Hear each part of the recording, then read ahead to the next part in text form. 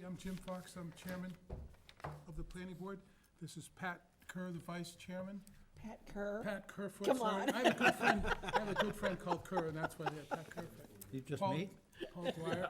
What? You Paul- just meet? Yes, Paul Dwyer, John Bruley, and Bob Leary. And our new town planner, Tom Bott. Good evening, I'm Ed Curley, Chairman of the Affordable Housing Committee. Thank you for being here. Thank you, Jim, for fitting us into your schedule. Along with me are Holly Wilson, Jessica O'Brien, Joe LeMay, the new housing coordinator, Carla Ferroni, and our consultant who did a tremendous housing production plan report for us using monies allocated by the Community Preservation Committee, Karen Suneberg. Okay, so, Carla, do you want to start us off with it, or who's going to lead off the presentation? Sure. You can have public comment? At the planning board, we will, or do you want to do it now? You want to do it for this meeting, or you're going to wait till the planning board, when we get to our stuff? We'll start off with public comment on ours. Yes, why don't you give your public comment? We're here right now, you want to talk, please step up. That's okay. That's fine. Then I'll go home and watch it. That's fine, save you some time. Okay. I'm Patricia Johnson, and I live in North Falmouth. And first, I'd like to thank the planning board for the success with the accessory apartments revisions that you got at town meeting. That was very, very good. There was almost no dissenting votes. But I would like to ask you to put on your proposed work plans for the next, whatever you want to plan ahead, and try to deal with the split lots issue throughout town. So I just want to plant that. See if you can deal with the split lots. You I mean don't know split how. zones, lots that have two different kinds of zoning on it, is what you're saying? Yes, yes. It's generally in the villages such as North Falmouth, West Falmouth, and other places where the split zones have been, are still exist. And there are several, but many of them have been turned into condominiums, throughout those 1926 split lots. A lot of them are gone, but there are some still residential. And I'd like to see, I know Pat Kerfoot mentioned when the split lot issue came up with the Old Main Road, you mentioned that, you've tried for a long time to figure out how to get rid of the split lots, but we'd like to, maybe help you figure out how to deal with them. Okay? Thank you. Thanks again for your work, long and hard. Thank you.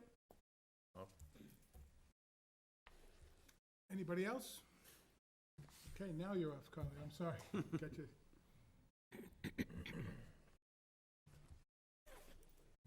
Hi, I'm Carla Ferroni. I'm the housing coordinator.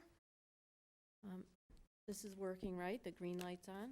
So thank you all for coming tonight. We are having a presentation tonight of our draft housing production plan that was developed by our consultant, Karen Suneberg.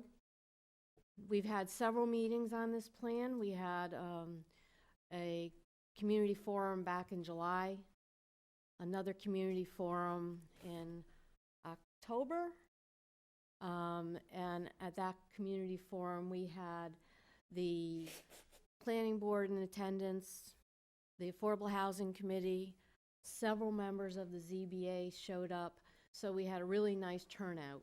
All along, Karen has been taking comments and revising the plan based on comments. Tonight, Karen is going to go over the strategies for implementation.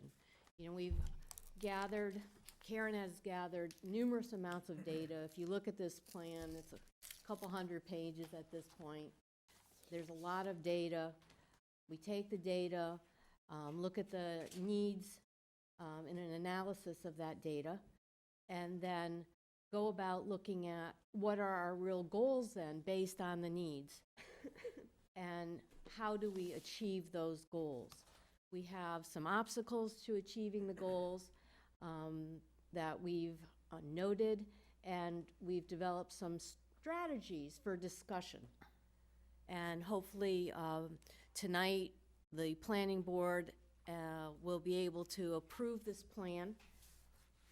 Once they approve it, then it goes to the Board of Selectmen for approval, and then it goes on to the state for their approval. Once it's approved, then the town can have some backing and backbone to refuse 40B developments. So that's what we're looking to do tonight, and I appreciate you all coming tonight. I'm going to introduce Karen now, and she's going to go through some slides.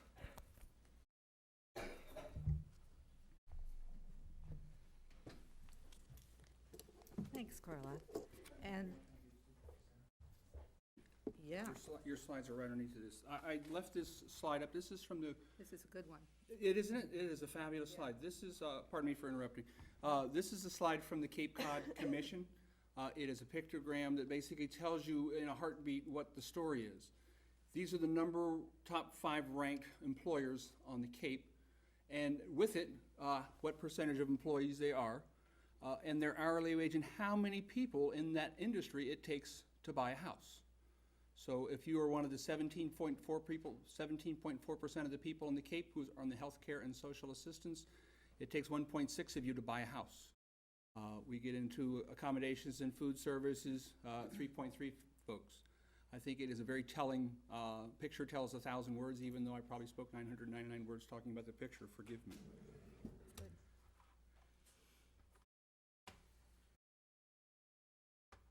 We can bring it back up later on if you like, and that is you.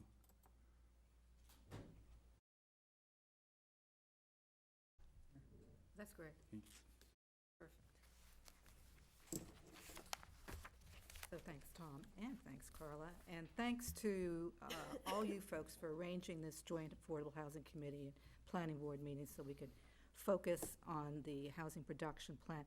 I know you have a busy agenda, and I also know that many of you have sat through numbers of slides on this plan before. So what we plan to do tonight is to just go through, just going to read through some of the context for the strategies, which are kind of the priority housing needs and the sources, so we can really get at the particular strategies and have some comments and discussion with the idea of getting through most of the key areas of the draft housing production plan. So on the priority housing needs, Carla mentioned there is a housing needs assessment that provides numerous indicators of need.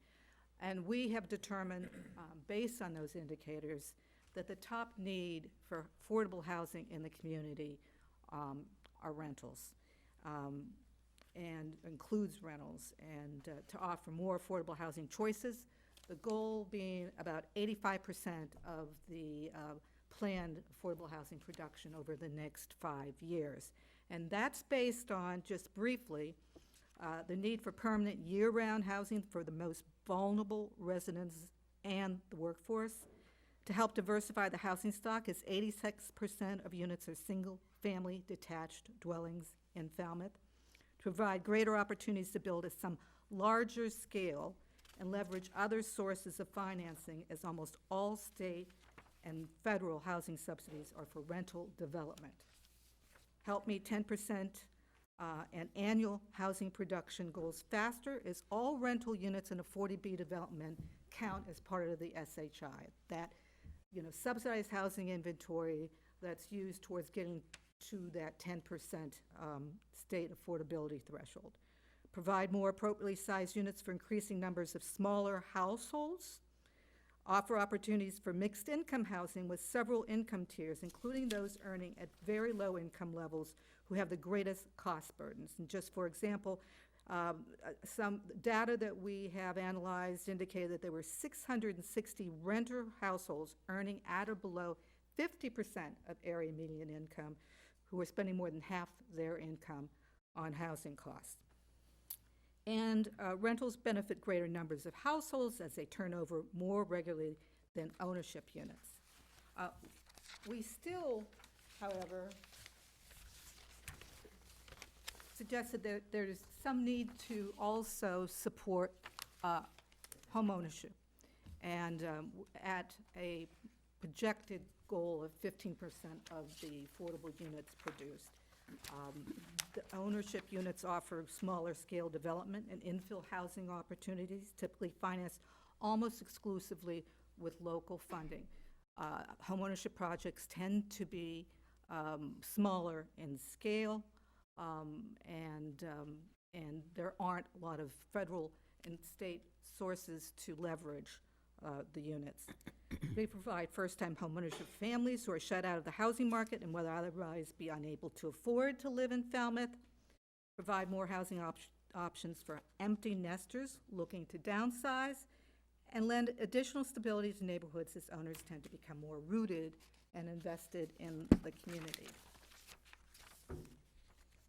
And we included another kind of major category of priority need, which is to integrate handicapped accessibility and/or supportive services into new development with the goal that at least 20% of all units created for seniors or single individuals have either supportive services or handicapped accessibility folded into the development, and 10% for family housing. 14.2% of residents claimed a disability in Falmouth, which is significantly higher than the state level at 11.6%. And these needs will increase as the town continues to age. And we know from the data from the housing needs assessment that the population of seniors in town is going to grow. Limited handicapped accessible units and existing subsidized housing is another issue. Another required section of the housing production plan had to deal with articulating the challenges that the community faces in promoting affordable housing. The state recognizes that affordable housing production is complicated and time-consuming, but wants to see what the community thinks are the major challenges, and if there are ways through the housing production plan or other options for the town to mitigate some of those challenges. And I'm just going to read through these. Infrastructure being a major challenge, zoning, environmental concerns, property costs and availability of subsidy funds, community perceptions, and limited public transportation being those major challenges that we detailed in the plan.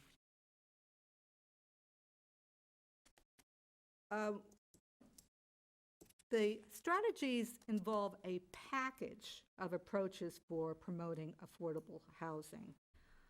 Each one will have to be approved through normal regulatory channels. So approving these strategies is not, all of these strategies as a package is not sufficient enough. Locally, the town will have to also go through its normal approval process to implement any of them. The sources for these strategies come from a number of very important events and resources that we use. One is the previous plans and studies. You'll hear echoes in this plan from the 2009 Housing Production Plan. There was a 2014 and 2017 update of a housing demand study. And there have been other planning studies, including some planning work on the Davis Straits study area. We held a community housing workshop on July 12th, and as Carla mentioned, we had another one on October 16th. We conducted a number of interviews with folks who were involved in housing issues, both within the community and regionally. We met with the Affordable Housing Committee several times, and the Housing Coordinator also had significant input. Production goals for housing production plans. You have to include annual housing goals that were the equivalent of 1/2 of 1% of the year-round housing stock, and for Falmouth, that's 74 units, but that's going to go up when the 2020 census figures are released. And we looked at, effective housing strategies that have worked in Falmouth, made some suggestions on how they might potentially be tweaked, and we looked at what's worked in other comparable communities on the Cape and elsewhere. And the housing needs assessment, going back to those indicators of need, was a really important context for promoting this package of strategies.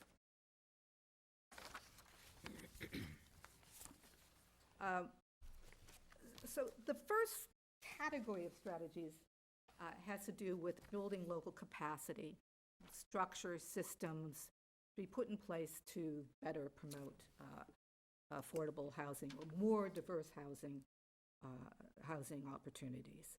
One, conduct ongoing community outreach and education, talking about opportunities for local input on, any housing-related initiative that comes up, and as well as opportunities for collaboration, discussion on these issues within town government itself. And we provide a number of suggestions and approaches to use to do this kind of transparent and inclusive outreach. Provide additional support for the Falmouth Affordable Housing Fund.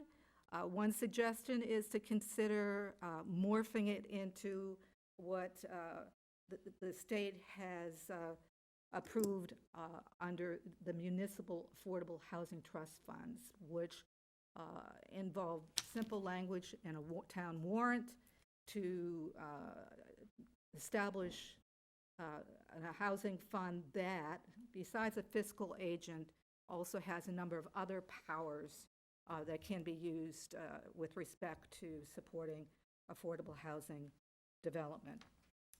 And we list a number of additional resources to capitalize the fund, whether you go through the Municipal Affordable Housing Trust Fund model or stay where you are, to better tap into the wealth in the community, particularly from second homeowners and the seasonal visitors who come, who also will need, housing for workforce, and have some interest in doing so. Should underscore that some of these new resources will need some real political will, as will a number of the strategies that are included in the plan. Formalize the monitoring of subsidized housing inventory units. These are the units that count towards that 10% affordable housing threshold. Also will count towards meeting those annual housing production goals.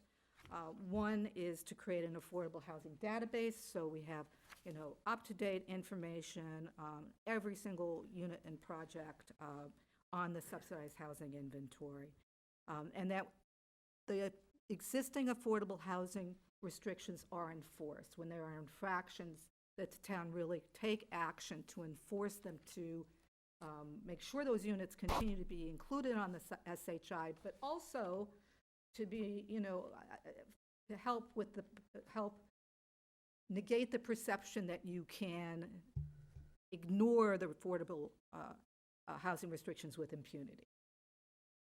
Consider introducing annual monitoring fees. Every affordable unit and project has an assigned monitoring agent. The monitoring agents get money when they initially take on a project, but while annual monitoring is required, there are no fees to support that. So this recommendation suggests that the town consider using some of its funds to support, and this wouldn't have to be a lot of money, but to support the assurance that this annual monitoring to preserve SHI units happens. Ensure that eligible units are included on the SHI, and we've talked about a little bit formalizing the process somewhat. There are units on the SHI that are due, their affordability restrictions are due to expire sometime in the future, and we focus on ways to help preserve them on the SHI. Consider establishing a regional monitoring entity instead of every community having to take on the responsibility, ensuring that the monitoring of affordability restrictions is occurring. There are models out there in other parts of the state where a regional entity provides a number of services, including monitoring communities, and communities can buy into those based on their needs. Another suggestion was to hold mortgages on affordable units that the town actually finances. So beyond the affordable housing restriction, to actually have a mortgage that's recorded to provide another layer of enforcement. And lastly, to conduct additional research and planning. As part of the July Community Forum, it was suggested that the Planning Board prepare a land use growth map to really guide future growth in appropriate locations. I know I'm going through this awfully fast, but I know that you have a tight agenda, and hopefully there'll be lots of opportunity for discussion. So zoning and regulatory strategies, modify the ADU bylaw, and I'm hearing that at least parts of the bylaw were approved at town meeting, which is a good start. Probably the strategy. All of it was. All not of it parts. was? Okay. Everything we asked for got approved. That's great. Congratulations. Getting zoning passed is never a slam dunk and easy thing. Encourage multifamily. Going back to ADU, we do also should suggest in the housing plan that the town might consider providing some kind of a fund to support the creation of those units through some deferred loans, and also consider the tax abatement policy that's in place in Wellfleet, for example, to further support the creation of ADUs. Probably the thing that we heard the most from the July 12th Community Housing Forum was the need to encourage multifamily and mixed-use development in appropriate locations to the greatest extent possible, even by right. Current zoning allows such development by special permit, but under very limited circumstances. And the plan suggests a number of approaches to consider in promoting multifamily and mixed-use development, including adopting a Chapter 40R smart growth overlay zoning that I don't want to go into a large amount of discussion, but one of the benefits to doing so is that layers of state subsidies go with establishing those districts where compact mixed-use development makes sense. Allow residential uses in the Falmouth Mall Plaza area, and we provide examples of how other communities have actually done this. Create village center zoning overlay districts. Also, we give examples of how other communities have implemented that strategy. And the use of friendly 40B process, which can be a great permitting tool. And in fact, the 704 Main Street that was done by the Falmouth Housing Corporation was done with 40B. I mean, at this point, above the shop units are not allowed even in the business districts. So really looking at zoning and figuring out strategies. Yes. You've said that before. We actually allowed under our business district above the shop stores we've had for 10 years. I've heard that said a couple of times. You seem to be missing that. Our business redevelopment from starting on Main Street all the way down allows up to 6, sometimes 8 units per acre, and we're actually building 3 of them, so somebody's not catching on to that. Okay, we'll look at that. I'm sorry. They're under construction. Yeah, I read that in a number of places, so I'll double check So on whoever that. wrote that Yeah. doesn't know, you know, it's been 10 years since we did that. It was actually before my time, and they're going on a Nye Road, and they're happening up and down Main Street under construction All right right, now. we'll get the appropriate language and insert that. That was I've seen that every time. I said, well, that's not right. Yeah. Somebody- Okay, we'll make those changes. Thank you, appreciate that. Another strategy is to allow more diverse housing types in more areas. These are housing types that are not allowed or severely constrained in zoning districts, and we include a list of them that might be considered to add to permitted uses within particular districts based on housing guidelines, design guidelines, certain conditions. And we talked about the missing middle concept, which the town is actually focusing on. The town's working with Union Studio design firm to provide some visual representations on density and how housing, little denser housing, can be easily integrated into existing neighborhoods without considerable negative impacts. And once again, we use some examples on how this has been effectively implemented in other communities. And explain inclusionary zoning.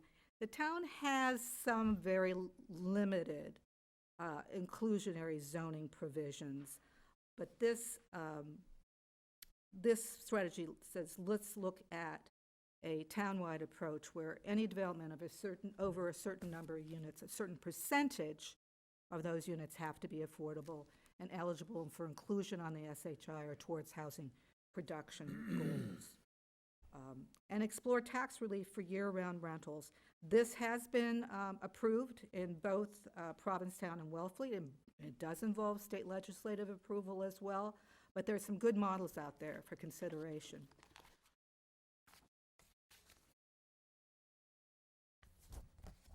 Finally, on production strategies, make suitable public property available for affordable housing. There is historic precedent for doing this in the community. Oddfellows Hall, Spring Bars Road, for example, St. Mark's Road, and through an RFP process, the town can really control the terms and conditions of any new development. And it is a real lift for meeting housing production goals and, striving closer towards that 10% affordable housing goal. And there are lists of properties that were included in the 2009 plan. We need to kind of focus on, are there additional properties out there the town owns? I know there are not a ton of them, but to really take an inventory and look at what might also be available. Further site acquisition, such as what the town did in Spring Bars Road, and use of new state resources, and we list some new programs that the state's offering to support affordable housing. And in fact, the Falmouth Housing Corporation and the developer of the Clippership project have both applied for community-scale housing initiative funding, and I'm not certain where they are on that, but there is already a focus on using some of those new resources. Then, second is to really promote partnership with developers, both for-profit and nonprofit developers, in order to kind of realize new housing production through existing zoning and the proposed zoning changes that are included in the the draft housing production plan. Once again, the friendly 40B process, where both the town and the developer agree on the terms and conditions of a particular project, and the state AOKs the application, and you go through a zoning board of approval 40B process. We've actually included in the plan a list of preferred types and location of housing, and once again, that town might consider developing some housing guidelines to provide further guidance with respect to new housing development. Town provide financing, either through the Falmouth Affordable Housing Fund or CPA, to help promote the feasibility of partnerships with developers on affordable or mixed income development. Advocacy, the town can provide an important role in supporting permitting and also supporting discussions with the existing neighborhoods and abutters to try to kind of negotiate a win-win for everybody.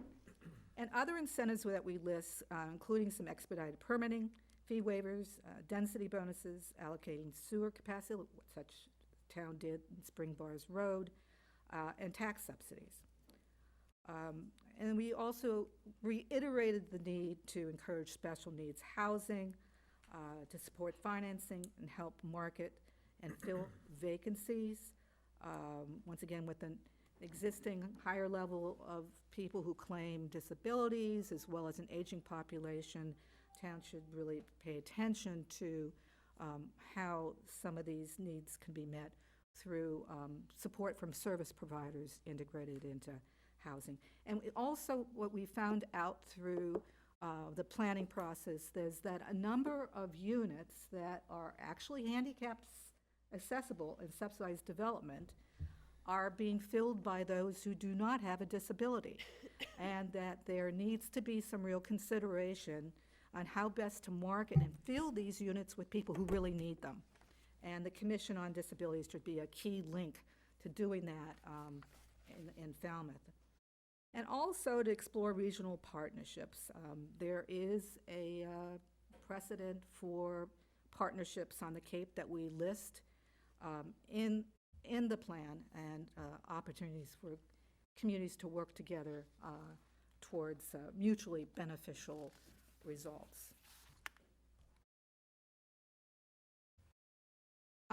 With any comments, we'll do another draft of the plan. We'll then present the plan to the Board of Selectmen as well. We need Planning Board and Board of Selectmen approval before we can submit the plan to the state. The state is charged with reviewing the plans within a 90-day period, but, you know, in the last half year or so, they've been doing it much, much faster, in some cases within a month. So I think the idea is to try to get approvals wrapped up so that we can get the plan into the state as soon as possible. And with that, blah, blah, blah, blah, we'll take however you want to proceed with questions or discussion. Should we do it, well, okay, Bob, you go first. Something that I don't see is consideration of transfer of development rights. We've talked about this, and it's something that we'd like to redo, because our current TDRs don't really work that well. Is that something that you've looked into? That's in the plan itself. This is the condensed summary of it. Okay, because I was scanning through I this, and didn't I see really it. didn't, You know, I didn't see it. in all the, I gotta say, in all the interviews that we did, you know, we talked about those sources. In all the interviews that we did, and in the community planning, you know, the workshops we did, this is the first time it's come up. It's part of our local comprehensive plan. It's spelled out in one of our housing goals. Yeah, you know, this plan is like for 5-year term. So there is kind of an issue, instead of doing a laundry list, trying to prioritize and get to the key actions. I'm certainly happy to add TDR to the plan. This is your plan, not my plan. So I think we can easily add something on that if you'd like. And if there are specific elements of a revised TDR bylaw, that would be really helpful to pass on. Yeah. Paul? Thank you. It's a very comprehensive overview. However, most of it appears to address new construction. Is there any consideration in staffing for upgrading or expanding existing facilities? For example, on Scranton Avenue, the Falmouth Housing Authority has 28 units going back to 1960. They also have, that's a 211. 115 Scranton Ave, Falmouth Housing has 80 more units go back to 1980. And in between, there's private housing that goes back to 1954, another number of units. So there's over 150 units there. And if you use the same incentives that you show there, would it be appropriate to consider expansion or improvement of those areas? They're getting pretty old now. And there's Yeah. several other in town. There's another one off Dillingham Avenue behind the senior center I don't know how far back that goes. And this is an issue going back all over the state, where, you know, the public housing inventory has been starved of capital and modernization money, and there isn't a lot of financing to make some improvements. There are some programs that can conceivably work to help with some modernization. I think and once again, we can add it. I think the focus of this plan was to, because it's a housing production plan, was to add units to meet housing production goals and to the 10% affordability threshold. You know, refinancing housing authority units will not add to the SHI or contribute to your annual housing production goals. So we didn't focus on that. And then when we met with housing authority, it certainly came up is that the housing authorities tend to never have enough money to do all that they want. What we did mention in the plan was that they believe that when when the sewer services are expanded, they probably will be able to expand the number of units on the site. What's it called? The one. Salt Sea. Yes, the one right down by the water. And they're kind of excited about that. I mean, if there is a real interest in including a strategy on modernization and capital improvements to housing authority units, we can certainly add it, and I can highlight a couple of state programs that might, and federal programs that might be helpful. I think it's all state subsidized. Anyway, but that's why we didn't focus on it, because it wasn't kind of new affordable housing creation. I think we'd be remiss if we didn't at least consider it. Okay? Part of this is that once they're created, and Paul brought that up, renovation of units, I think we have to care for the emotional status, not only the financial status of the people who are in affordable housing, and that means, I think morally, we're obligated to keep them up to date. I'm not talking about, every time, every 5 years you've got to put a new stove and a new refrigerator in. But I'm talking about, I've heard reports, okay, there may be holes in the floor that they can't get fixed. That kind of thing. I think we're obligated as a town for these units, like on Scranton. They keep do them up. get, the housing authority does get, an annual allocation of, they have a capital plan to make important improvements that they, prioritize. I assume a big hole in the floor, anything that's health and safety related comes first. But anyway, what I will do is I'll reach out to Bobby again, and we'll have a conversation. We'll add something to the plan. And certainly, the housing authority units are very important inventory of affordability in this community, and efforts to maintain them, I agree, are important. Tom, do you think you'd get my 2 slides up now? Yes, sir. Just something I want to add on to. I have 2 slides that I wanted to show. I brought it in, yeah. Did you want to, in the interim, just say something? I just want to ask a question. To meet the 10% affordable level for the town of Falmouth, currently, how many new units would have to be built and occupied? I think it's 84 or 89 a year. I know per year, but how many, 74. 8.5 once all the units get. How many units would have to be built today? 300, 700? 300. 300 would do it?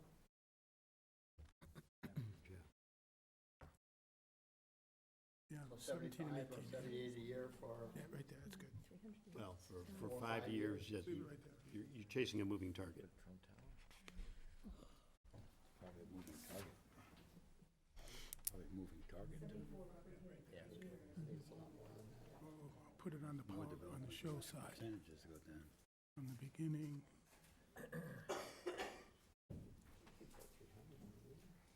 Okay, I just wanted to point out a couple things.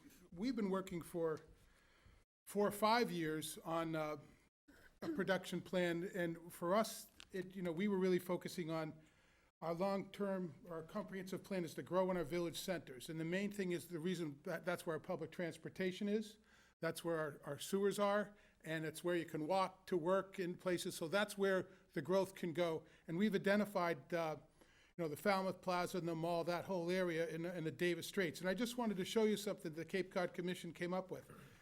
this is actually Staples parking lot, right here, okay? And in this unit, there's 20 units per acre is the density, plus retail underneath. It's all fitting in that same area. There's 56 housing units in just this one little plan. And so this is how it looks aesthetically. That is Falmouth Heights Road, Davis Straits and Main Street coming together, right there. Right, that traffic circle is that. So, and the interesting thing is this is a plan view of it. If you notice there's 1.4 acres of woods right next to it. This is looking down at the same site. If you would include that site into this site, under this plan, in a 2-year period, you produce 84 units could be put in just this one area, plus over 6,000 square feet of retail. And this could be implemented in 2 or 3 years, and then we can march this plan right down the road as we redevelop these giant paved parking lots we have and these big box stores. We can break them up into smaller retail.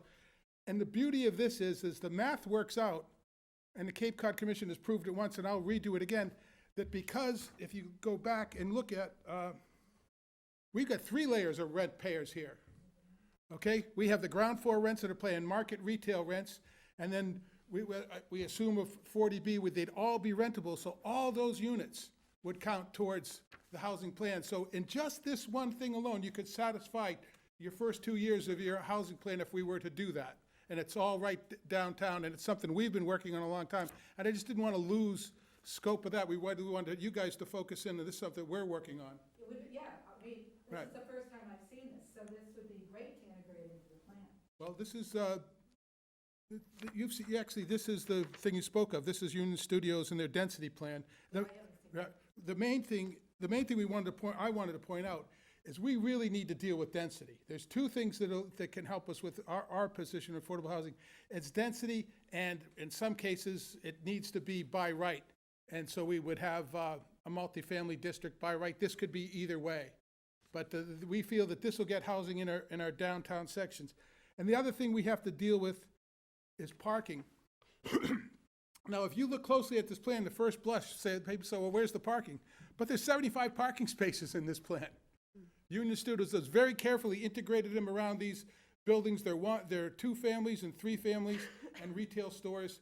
So anyways, I just wanted to point that out and I hope that we get this integrated as part of your plan, and we'll be pushing hard on this in the very near future. So I just wanted to point that out to everybody because I think it ties right in with what you were talking about. Yeah. We'll talk more about it later, but I just wanted to show those 2 slides.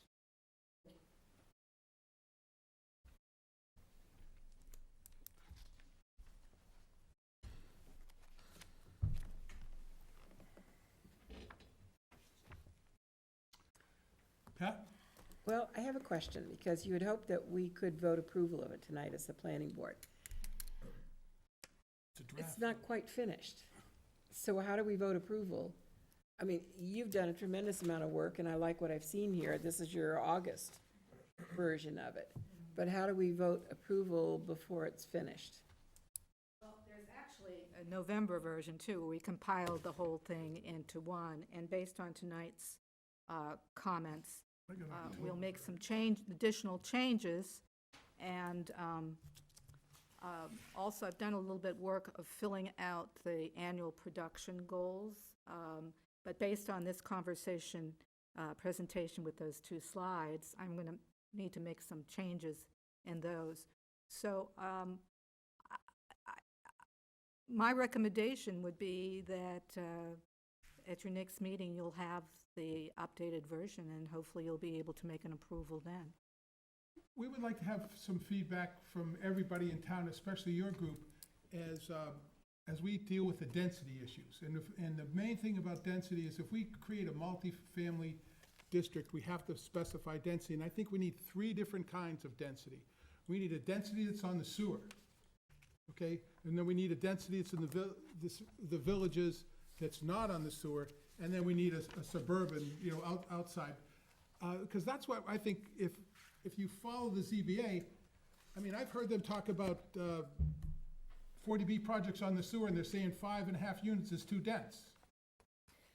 I mean, so we need to give them guidelines for that as a group if we really want to. I'm not certain you have to have that in the plan. I think that when you're going through this process with the Union Studio, as a policy, the planning board needs to come up with some kind of So it doesn't threshold. necessarily have to be in your plan, it could be our policy, and we can just add it to Yeah, it. and once That's- again, you know, what is suggested in the plan is that you might consider doing housing guidelines that will provide that kind of information to developers on your preferred anticipated levels of density based on certain locations in the community, which have been done in other communities as well. There's templates to work from. Okay, I was with just some design trying to see guidelines. this production plan, and you had yearly pieces. I was just trying to see how that all works. Okay, There are, you know, 40R includes some density goals based on the type of development, with as high as, for multifamily development, 20 units per acre, where there is sewer. So there are some, you know, state thresholds to look at, too. well, people are afraid of density. There's 20 units per acre plus stores right there. I know that's why these visuals, as well as other visuals of great projects that are well-designed, help dispel some fears about density, because people see you can have good design while you have greater density. When you shoot a number of 5 units per acre, people are, but when you show a good design, well-designed project with density at that level and above, it helps take away some of the fear. But I agree, density is a huge issue. But I think your work with Union Studios is really important. Part of it is the use of the word units per acre. We speak about this all the time, and I can never remember, there's another term for calculating density, because we always refer to the Oddfellows Hall, which is one building on a tiny lot, equates to 20 units per acre. And if you look at that, you don't think of it in those terms, because a unit could be 1 bedroom, it could be 2 bedroom, it could be, you know, so there's different Right. sizes. It could be micro apartments or whatever. But when you still use the term units per acre, people Yeah, think you're of right. individual houses sitting on an acre of land, and they look at the lot next to That's them, right. and they go, gee, I'm a half acre. That's right. I couldn't picture 10 units Yeah. of housing on this lot next to Yeah. me.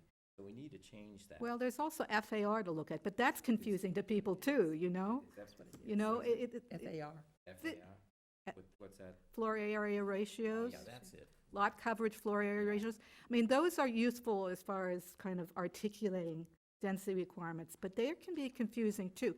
My best sense is that visuals really can help work, you know, and make this a less problematic issue. The other thing up there too is that when you're thinking about density, people think it's like a city block. And I had brought that up too, but if you look at the upper left-hand corner there, that's all green space. They provide for a lot of green space in there, so the soothing visuals that people need are incorporated in good design. There you go. Well, the other thing we're working on too, it's part of our, this only works with it, is form-based code, which is a whole new way of doing zoning. Yeah. And if you would like, if you're not familiar with it, this is I- part of but as a group is, and that's my form-based code Yeah. PowerPoint presentation right there, where I start you from beginning to the end in 20 quick slides if you wanted me to. Yeah. It's just so you understand the language. But basically, we're looking at integrating the streets and the buildings and how they come together and designing places for people and not cars. It's really, and we design the shape of the building, but like Bob said, you could have 10 units in the building. We say that's a residential 10 unit, you know, we don't want to define Yeah. it so much, just, we want to define how it interfaces with the right. public realm, basically the streetscape coming into the building and how they articulate. We feel we want to carry that all the way through Davis Straits, so when you drive down, one thing about it, if we can use form-based code, you do a mini master plan first, so you know the exact types of buildings they're gonna get built, so a developer doesn't have to come in and argue. He or she knows exactly what they can build, and we know exactly what we're gonna get when the Yeah. project gets approved. And actually, 40R's been premised on right. that. But But you it's have to to get away do- from use, and you're actually into You have to do form. all the work up front. You don't wait, That's you know, right. it's a tremendous That's amount of right. work up front. That's right. That's right. And we've committed to moving in that direction, so we did it because it'll create more housing. We absolutely would create more housing, so I think we can just take our stuff and tuck it right into here and make some adjustments to it. John? I just have one other question. I asked earlier, how many affordable units do you think we need to reach the 10%? How many They have it on page how many- 91. How many affordable units does the town of Falmouth need? You know, I don't have it off the top of my 91, I head. think but- it's Not units, 76. not units, but how many people need affordable units? Oh, the need. Yes. I'd like to have a number. We have a number. It's here. We have numbers. And what is the number? Well, you In the know, report. It's like 1,200 or something, it's a really, 1,200 families yeah, it's in here. households, for the town of Households, Falmouth? yeah. For the No, town of Falmouth? households. yeah. Households, it could be a single person, it could be a couple, it could be a family. I don't remember the exact number, but it's in there. It's up there, yeah. Yeah, Above the it's, 15. Yeah. that's, Then how hold can it be on. 300 units to beat the 10%? That's, we need more than 10%. So we need You know, you 12 don't get it, so we John, need as long as you're 1,200 producing, as 1,200 long as you're working towards the goal, they give you relief. You don't have to get them all, you just have to be moving forward to the goal instead of backwards. The Well, As a planner, I'd like to have a goal to shoot for. Is Well- it- if I think it's 1,200 78 units? No, okay, there's two different things. There's one, how many units do you need to get to the 10%? Well, then will change after the 2020 census release. Based on the unmet need for rentals, going up to 80% of area median income, the total is 1,394. For home ownership, the total, the subtotal, this is going up to 80% of area median income, or 2,340 units. Those are largely based on people who are overspending on their housing and effectively living in units that are unaffordable. I'm sorry, 2,340 is for whom, please? Purchase. For homeowners? Homeowners, based on those earning up to 80% of area median income. That's 80%. Just going up to 80%. It's higher if you go beyond that, because people who are earning about 80% area median income, many of them are spending far too much and living on what is commonly referred to as far as,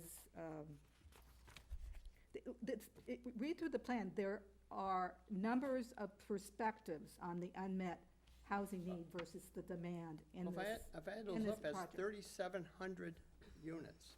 Yeah, Yeah, That's what the town of Falmouth needs to the people, to yes. satisfy the affordable needs up to 80%? yeah, and there are, different studies and different numbers, but the demand is, A little overwhelming. It is. That's why we really need to get started. 3,700 units? That's, I think we're averaging, what, 10 a year now? Affordable? May I? Yes. We, when we talk about the housing production plan and the motivation for a lot of towns why they want a housing production plan is so they're able to essentially say no to an unwarranted 40B. A housing production plan, you have to have that plan, you have to have that production. And that production at 74 units per year gets you to that safe harbor where you can say no to an unwarranted 40B. But as we've talked about pretty regularly, that goal resets every time there's a census, because they count up all the housing units in your town. They apply 10%, and typically you've got some slippage, and so the goal gets reset every 10 years. And while getting to 10% is admirable and a goal we should strive for, we should try to create as many affordable housing units as we can.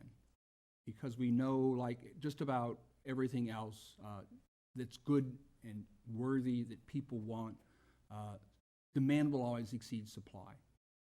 So our goal should be to try to create as many units as possible every time we have an operation. So in the perfect world, if you have a housing production plan, the plan is adopted, the selectmen have adopted, and the planning board has adopted, and DHCD has approved, we now sort of have some marching orders to say, well, this is how we think we're going to get there. These are the type of units we'd like to see. So when someone comes in for a friendly 40B, and we recently had this discussion on Locust Field, we want to support those folks who are trying to build things that are meeting our goals, whether those be rental units, whether those be smaller unit types. The market largely produces three-bedroom units all the time, and most of the 40Bs we see are three-bedroom units, and those 10% of units that are produced are affordable and they're valuable, but they're not those rental units that we're prioritizing. They're not those smaller units and things like that we're prioritizing. So what we can do to add some comfort, because the toughest people in this job, we're having a nice conversation about wouldn't it be great to have more density and things like that, because at this point, we're not in anybody's backyard. When you start talking about these affordable units in someone's backyard, you're now in the crucible of, wouldn't it be great to do this, but the neighbors are coming out and saying, well, why are you doing this to us? Why are you putting all these people in our backyard? So if we have a plan that's been adopted by the town and its policy, and we have a friendly 40B, and we say, yeah, you're trying to build this sort of thing, and this is the sort of thing we like in the area we'd like to, that aids some comfort to the Zoning Board of Appeals, who has this very hard job of saying, we're gonna sort out this project, and we're gonna vote on it, and we're gonna render a decision on it that makes things work. So for the ZBA, the neighbors are always, I can't say always, but oftentimes has been my experience, that this is too much, this is too big, and things like that.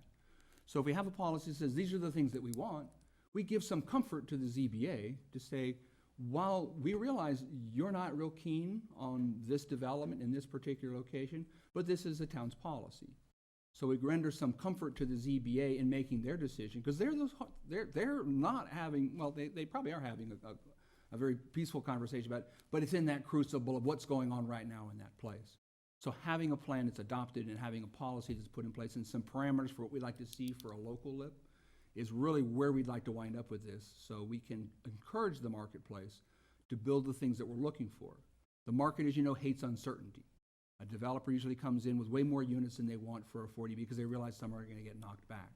So if we have a plan we've developed over this time and we can articulate it in a chart or two, or these are the parameters we're looking for, that's really where we should be headed for in identifying what we want and where we want it at, and give some comfort to those folks who make that decision when they have got folks saying, why this, why here, why me? Well, thank you. I understand the need and the purpose of the housing production plan. I totally support it.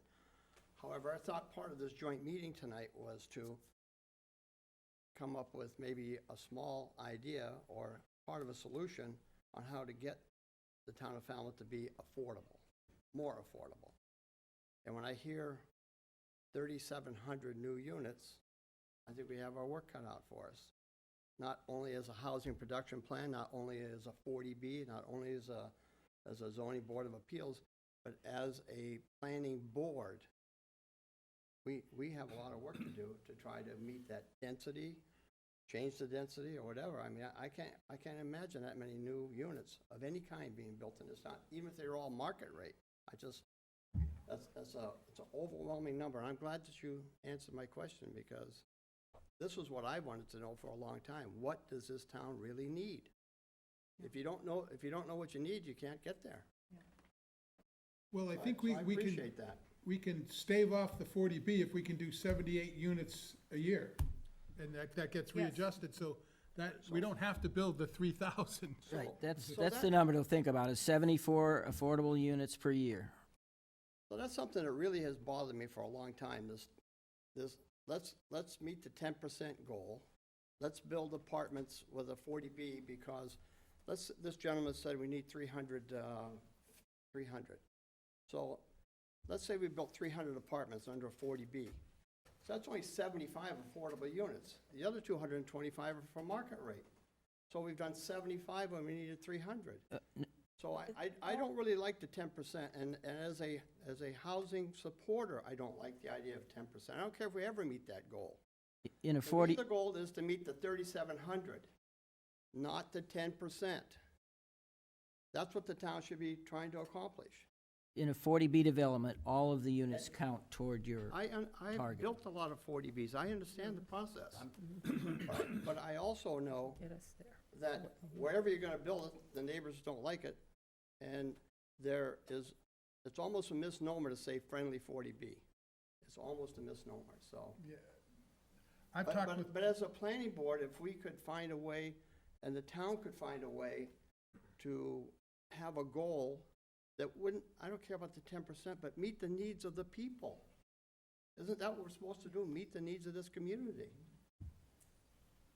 So I'm glad. Once you reach the 10%, you'll still have substantial numbers of unmet housing needs. Well, that's, exactly, and as a town planner, I think that's the goal.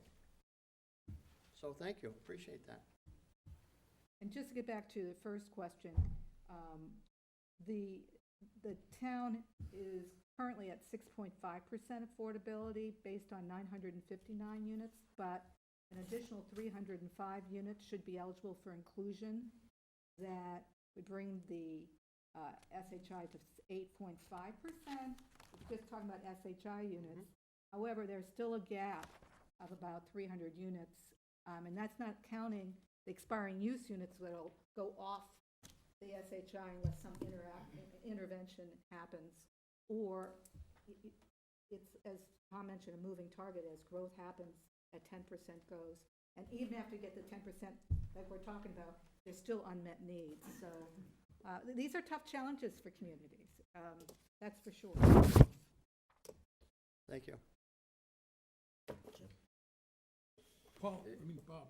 As it always seems to boil down, zoning is the biggest elephant in the room.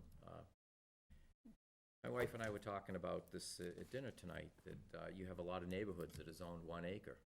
And Corey had sent us a great a link to an article about development in Quincy after World War I. And you look at it, it's beautiful development, 1, 2-family homes, probably some 3-family units in there, all mixed together, beautiful neighborhoods. It aged, it was landscaped, it was planned, it was really nice. And we have neighborhoods that are zoned 1 acre, and they've got a single house on it Right. for 1 family. Right. And I don't know what we can do about zoning. Do we have an overlay for those areas that would allow somebody to build a 2-family house? Because most of my parents' generation, if they owned a house, it was usually a 2-family house. And that's what got them started. That's right. And from there on, they might have moved out, they sold that and moved into That's a right. single-family home or something. The But best it- but starter it- housing. It was the best way for Yeah. first-time homeowners to own a house. And we've totally blocked that That's right. from anybody coming That's right. to Falmouth. Well, in the strategy about allowing more diverse housing types in more areas gets to some of that by permitting more uses in more areas to deal with diverse housing types beyond the single-family detached house. Makes a lot of sense, and there's some suggestions. But it isn't like we have any land that isn't zoned to anything that we could then apply that to. We have to redo, undo, or do an overlay for what we have. Yeah. Pam? When I was going through to see what other communities throughout the Commonwealth have done, the one unique thing, which we aren't totally unique, the whole Cape and part of the North Shore, is this is a resort community. And resort communities are not communities that usually open their arms to when you have multi-million-dollar homes for more inclusive housing. And it's getting that mindset, getting rid of that mindset that I have to have 4 acres of land on the water. And actually, most of those people are pretty secluded, so none of this would really affect them. But there's that mindset, this is what I have, and what can I do for other people? And until people start to sort of embrace that, we have a tremendous need here. There are people now living in the woods in tents. Right. And we should never, in any community, have that in the bitter cold. I mean, it's pretty sad, and I think we also need a consortium of builders who are willing to come together and say, well, we made a lot of money in these towns. Let's give something back and come together and work together, and let's see what we can build with a common goal. And again, that's, the outside of the box kind of thinking, because developers tend to think, how much money can I make, which that's their livelihood, and it's understandable. But sometimes, you make a huge amount of money on $1 million home, and then you give of yourself to provide housing for other people. Yeah, and zoning changes will enable developers to do more. as far as units and types. And, you know, hopefully, the planning process is that you go through will provide people who tune in information on these housing needs and benefits. And I think people are seeing that the workforce is being squeezed out, not just in Falmouth, across the Cape. And that is going to have real reverberations on quality of life. And maybe that's how we have to approach it. When you think of not in my backyard, Yeah, who are you going to have to take care of you right. when you're elderly and your kids don't live anywhere near you, and you depend on CNAs and That's right. nursing, nursing staff? Because right. none of those people are going to be able to afford to live here. That's right. So it's, Pat? To create the zoning to enable the building of the houses, underlying all of that is that we are at 80% capacity of our sewage disposal. And we're not going to be allowed to do it unless we do something about how we take care of our sewage. That's right. And we have to take care of traffic, too. The two biggest obstacles I hear when I talk to people at this, well, I don't want any more people coming to Falmouth, I can't drive around there anyways. Well, our goal is you may not be driving around. If if you have to have a car, you get an Uber, there's gonna be a bus here. They can walk everywhere. We need to start thinking that way. Because if we have to have cars for everything, we're just gonna pave the rest of the town. I mean, it's just ridiculous. Martha's Vineyard, survives with thousands, hundreds of thousands of people coming there, and rental units and whatever, sometimes it's hotels, but they don't have parking for everybody. They couldn't, they'd have to pave the whole island.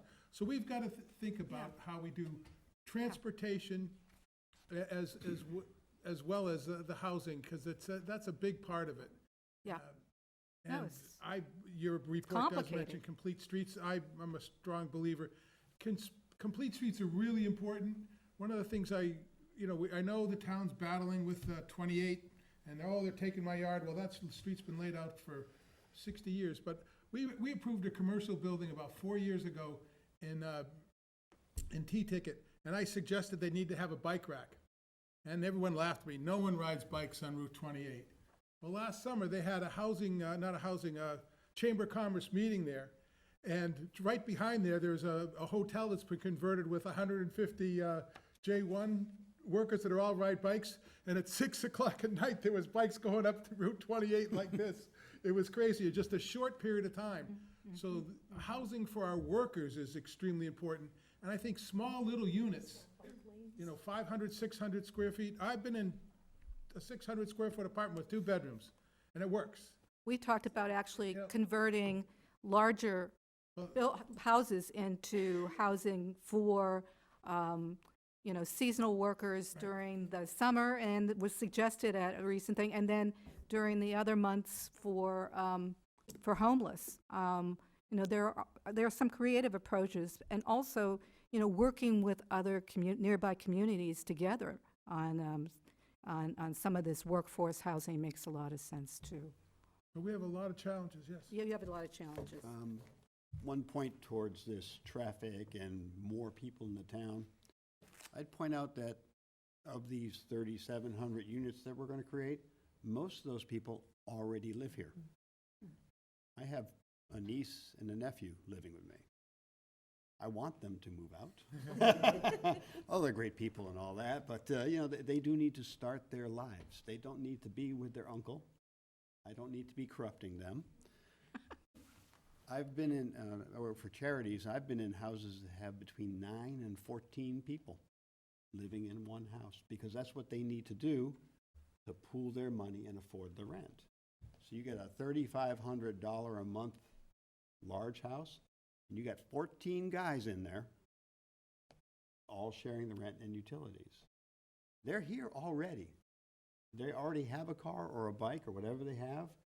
What we would be doing is increasing the housing stock to release that low-quality housing. Pam pointed out the people living in tents, and I visited some of the camps. Ed and I work for the BTEO, which runs the homeless shelter here in Falmouth. Last Friday, we took in 13 people, and we have a waiting list, like 20 or something? Yeah. Okay, we took in 13. There's 20 more on our waiting list, and there's even more who haven't even contacted us. These people are already here.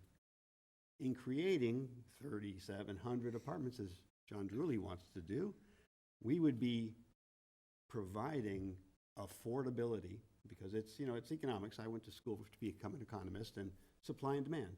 If we increase the supply by 3,700, the rates will go down, supply and demand. So they're here by adding all these units in these different plans that we review. We're not importing people. We're not bringing people here. We're providing for the people who are already in our town. Can I echo that? You can. Thank you. Yeah, I graduated from Falmouth High School, went to college up in Boston. I moved back. I live with my parents and my husband. I have a baby on the way. We all work full-time. I pay rent to live with them because we can't afford like our own house right now. And that's the bottom line. And we all work full-time. I deal with people my age they're all moving off Cape. No one can afford the Cape. People who want to come back and be near their mothers and fathers who have grown up here, they just can't afford it. And these aren't people who are, you know, sitting around. I mean, these are hard workers. These are our CNAs. These are our RNs. Our RNs can't afford to live here. Like, it's crazy. So, yes, echoing that, I would like to not live with my parents anymore Can't either. live with me either. So. I love you guys, but... Sounds like there's a lot of agreement between the two boards, and I just wonder what the next steps you'd recommend that we take to try and bring this plan to a point of approval so that we can get it to the Board of Selectmen and get it to the state. And I think first we all have to read it. I don't think any of us, I've looked at every page quickly to say I looked at it, but I haven't read it. I think we need some work to do on just reading it. Don't you, Pat? You want to prove it without reading it? Well, let's see, I've been on the board a heck of a long time. We've approved it before without looking at it, so. I mean, we've all read it on the Yeah. Affordable Housing And- Committee. I've read it. Yeah. In the parts I've read, I don't have any question about approving it. I really don't. I mean, yeah, there are gonna be improvements. You could keep on working on it every week and keep changing it. I think it's more important to get it done and out to the selectmen and off to the state. I will make the changes that have been discussed tonight. I've taken notes, and we'll do that, and I'll highlight them in red font so you can easily access them. And, you know, it's really, you know, and it would be great to have those slides that you presented so I can integrate those into the plan. But I'm going to do this really quickly, and then it's up to you folks and how you want to proceed. Either tonight or when you get the final plan. Well, our next meeting is next Tuesday. I But can considering have it's, something to you by then. okay. What did I just agree to do? Happy Thanksgiving. Oh, it's Thanksgiving. Yeah, John? We're going to move along. I just want to make one final comment and to sort of what Pat was talking about. One of the biggest impediments for density on the East Coast entirely is what to do with the wastewater. And that is really the limitation here. We have land, we have opportunities, but what do you do with the wastewater? And I think until we overcome that issue, density is going to be difficult, increased density. It's happening already. It's going to be difficult for the town to accept. That's a better way of saying it. Every new use on Main Street now has to go and get a variance for the flow neutral bylaw. It's a new thing that just started this year. So it's already happening. Everything that connects to the sewer, if you had another 40B coming or anything, you would have to have it. And they could just say, no, we don't have the capacity, and they can shut them down that way too. So we need to fix that. Really, that needs to be the fastest priority. Go ahead. I'd just like to say that, you know, we've been working on this plan since April. And we've had multiple meetings, and we've distributed this plan for months. And I do think it's time to take some action and approve it. Karen is offering to get these changes input as soon as possible. Certainly, you know, if If not next Tuesday, because it's a holiday and we like to be with our families on the holiday. But if not, then for your next meeting after that. So, you know, this was our goal, to have it approved by the Board of Selectmen by the end of this year. We thought that was a reasonable goal. So we look forward to be able to present to you a complete HPP that is no longer a draft, and have you vote to approve it in the month of December. So thank you. Thank you. I'll call, yes? I was just gonna say, a little later on in the meeting, we're gonna be talking about our December schedule, because our regularly scheduled meetings for December are December 11th and December 25th. And I have a feeling participation is gonna drop off at that second meeting that we're scheduled to have. So and since we had Election Day and town meeting in November, we probably need to look at adjusting our December schedule. So we talk about that later on, whether we wanna look at the 4th and the 11th or the 18th, how we wanna deal with that.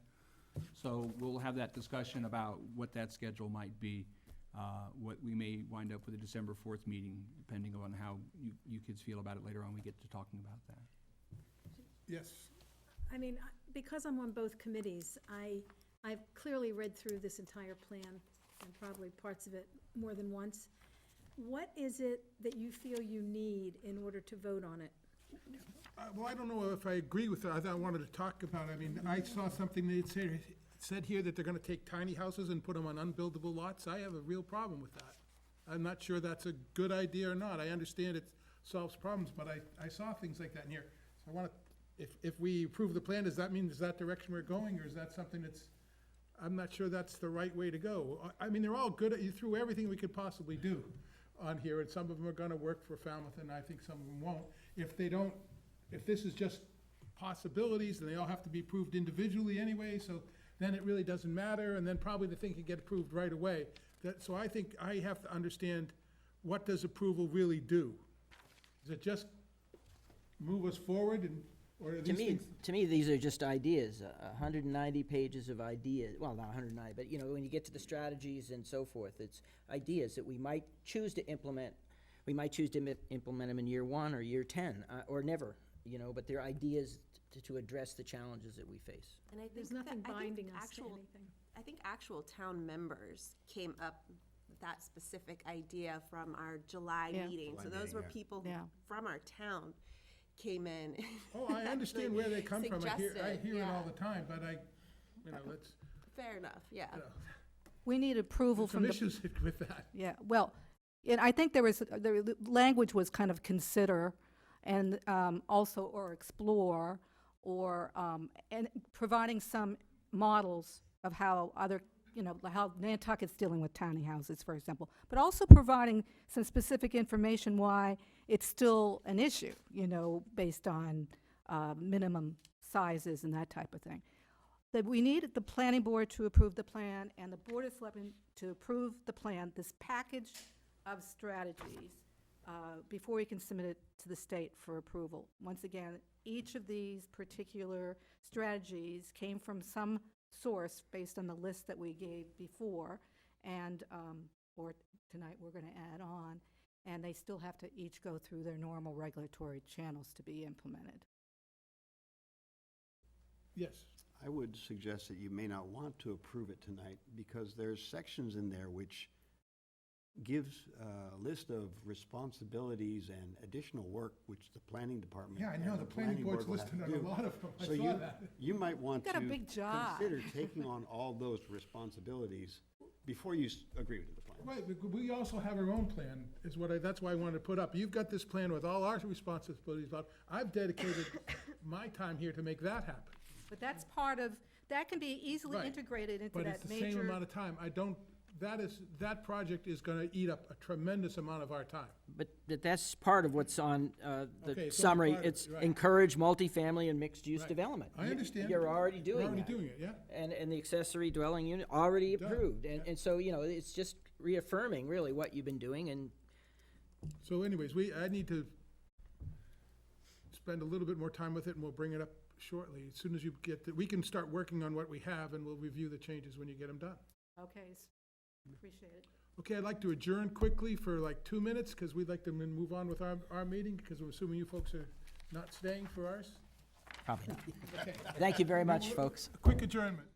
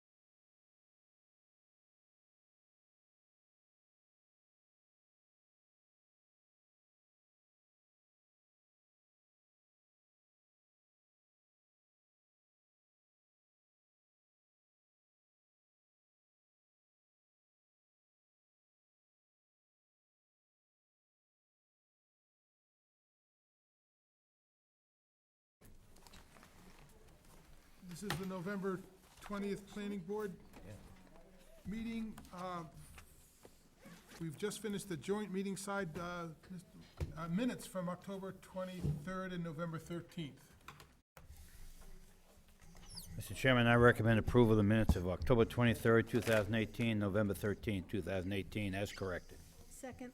All in favor? Aye? Aye. Opposed? None. Okay, Pat isn't here yet. I know.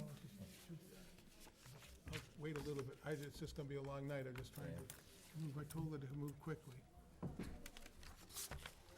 Let's see, any more, we've already done public comment.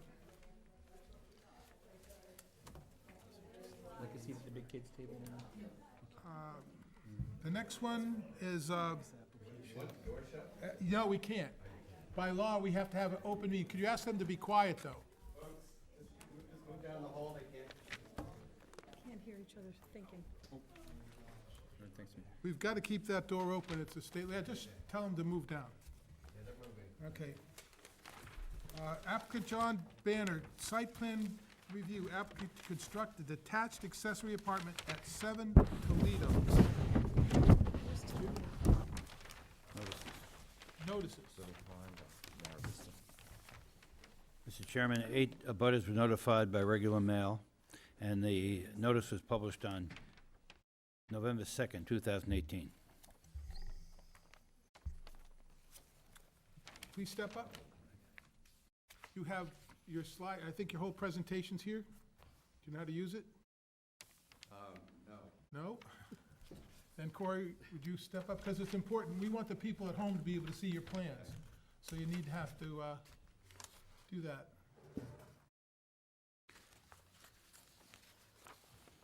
Okay, so first thing's the site plan, let's keep that there for a minute. Let's see if anyone has, I've had chance to review this. Has everyone else had a chance to review? Yeah, so this is just this. Just a small little apartment above a detached garage. By 14. I'm gonna move along fast, you all set, site plan, okay, next, we have the elevations, Just to introduce myself, I am John Banner. okay. So it's a single-car garage with an accessory apartment on top, studio apartment. That's the layout inside the garage. Left side is the bottom floor, top side is the apartment. That's it from different angles. That's a picture of the existing house. And the garage will be going right here. Now, what's happened, this is where my septic system has been. It's now, of course, On the hooking up to sewer. hooking up to the sewer, so that now frees up that land. So so it just fits in. The site is 7,200 square feet. With the garage, the built-up area would be 24.8% of the total site. Zoning wants it to be under 25%. And that would include removing a shed in the back and some back stairs, so I stay under the 25%. You have another picture? I think there's one more, isn't there? Yeah, this is the color version of it. Color version. According to your notes, this project meets all the requirements of the accessory apartment bylaw, section 3A to F, and section 4A to C. Tom, were you able to get an opinion from town council? I have not. I reached out to Frank today. So the question that's come up, this lot is 7,200 square feet. Under the bylaw approved at town meeting last week, the minimum lot size is 7,500 square feet. So the question is, what is the effective date of zoning? I've always thought it to be town meeting votes, when town meeting votes to approve a zoning change, it's effective at that time, subject to the Attorney General's approval. I wanted to confirm that with town council to make sure that's how we take care of business here. So we had a conversation about it. I checked with him later on. He's working on some opiate, not that this isn't important, but he was just slammed with some of the opiate litigation. So that we're we working could on. complete our review and just move Correct. it along. and- So, but I just wanted to launch that flare that as of the new revised bylaw has the minimum lot size of 7,500 square feet. So the question is, what's the effective date of that? Can someone who's under that apply and be, meet the requirements of the bylaw? Would this be something that he could go before the ZBA to get relief from that 7,500 square foot, Well, 7,500 square foot limit? You would need a variance. Right. And a variance is based on a hardship, Right, financial or otherwise, based on the shape, slope, soil of the land. yeah. So, That's why they're so hard to get. yeah, they're very hard to get. So if you've got a rectangular, a square lot, without any major soil issues or slope issues or things like that, sometimes it's very tough to meet the requirements for a variance. At the same time, in some places, variances are approved, and if no one appeals them, then you're good to go. But I can't really comment on how that plays out. And so soon enough, hopefully tomorrow, we'll hear back from Attorney Duffy on the effectiveness of the bylaw and whether we've got sort of a period here where someone could apply under the dimensions of the old bylaw. Yeah? When you make a zoning change, doesn't it have to go to the state, to the Attorney General for approval? It goes to the Attorney General, but essentially, as I've always been told, the bylaw's effective when town meeting votes it. In the event the Attorney General rejects your bylaw, then you're back to your previous bylaw. But like I said, different councils have had different interpretations of how that works. And Frank and I just haven't had, Attorney Duffy and I haven't had a chance to confer on that and make sure we're all on the same page. So motion to, No. John? John, sorry. Does it matter that the application was back in October for this? Well, under Massachusetts general law, you can freeze zoning if you file an A&R plan on a piece of property for 3 years or a subdivision plan for 8 years. Most folks who are just putting a garage in their yard aren't running out there and filing subdivision plans and A&R plans to freeze the zoning. I've heard, like I said, I've heard various conversations. When I worked in Kingston, I actually had an attorney come in the midst of a special permit process and said, oh, I'm refiling my plan based on the new zoning. This was very early in my tenure when I realized, oh, you could actually change the rules midstream of someone making a special permit, and this local attorney, who was the town moderator for the town, said, well, yeah. So once again, I want to make sure that what we're doing is comporting with our council's opinion and making sure we're all on the same page with that. So it's sort of one of those things that happen on occasion. So we'll have to sort out exactly how that. Yeah, when I saw I do this, have the zoning meeting scheduled for the 13th of December, but they have not told me that there's a change in the bylaw. I wasn't aware of that. yeah, when I saw this, I said to myself, this is the poster child for what this law was supposed to look like. Yeah. You know, people having a garage and an apartment above it, and then I saw the 7,200 square feet. When we first did the bylaw, there was no restriction. We were forced to go in to review, and the committees wanted to make this a lower number, so that was forced upon us by lots of people, so. Yeah. But hopefully there I can be think we some can relief. move it to approve and send it along and let the ZBA deal with it. Is that something we could do? Well, our issue is the site, not the use. Now, one of those parameters for the site is it is 7,500 square foot site. Right. So absent that, I think the board could, and we, as we typically do, the board makes a recommendation for an affirmative vote, or whatever that case may be.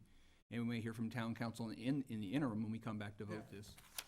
Here's the new rule for So that. we could do it conditional. If town council approves it, I would think so. then we can do it that way. I would think so. So does somebody want to make that motion? So moved.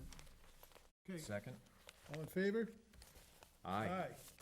So it's approved, subject to ZBA and town council on that ruling.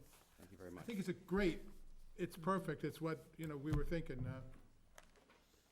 And we could use a lot more of them, so. Okay, thank you. And I think in the past, it's okay. Yeah, you might be all right, we just don't know. What happens with the next one that comes out? 71.5? Next in is John and Brenda Callanan, site plan review for accessory apartment 48 Fraser Road. That's it? Yep, thank you. Kevin, Notices?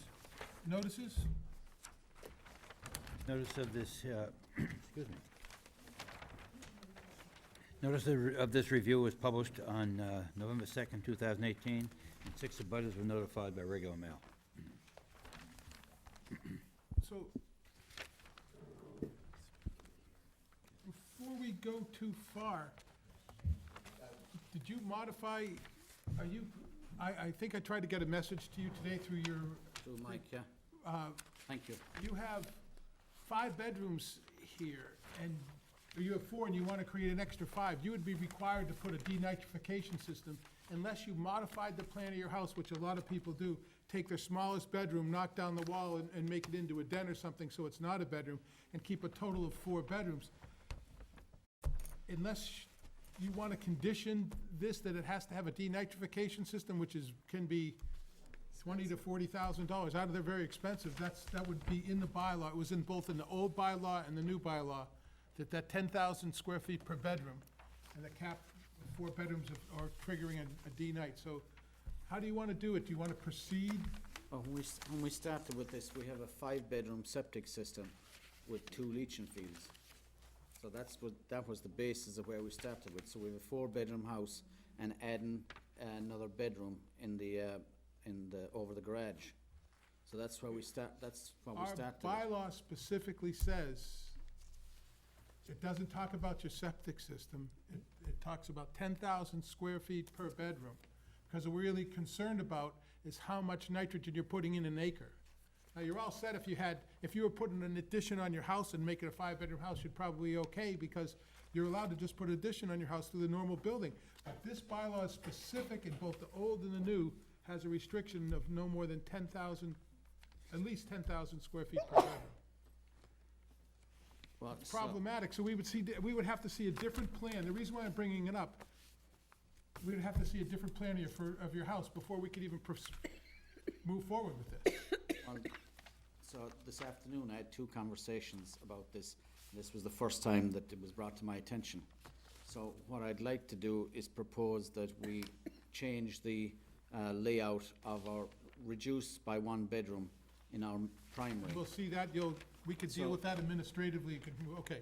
Yeah. I if just we could- wanted to make sure we're not wasting Yeah. a lot of time talking about something we can't do. Yeah, So you absolutely. understand it and you can deal with it. Yeah, I understand it now, but again, I apologize, and I found out about this around 2:30 this afternoon.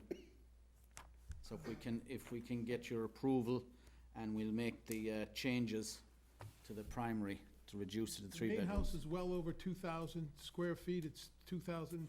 2,600. I reconciled that also with the assessor's records along with their plan, and the unit is less than 800. So it fits that criteria as far as measurement goes. You got it? Oh, it says 881, No, it's second square footage. It's not, it's 6, I don't see an outside dimension on here. I don't know what the footprint it's is. 750. That's the outside dimension? The outside dimension, when you add the two together, 750. Okay, that gives you 750? Yeah. Okay.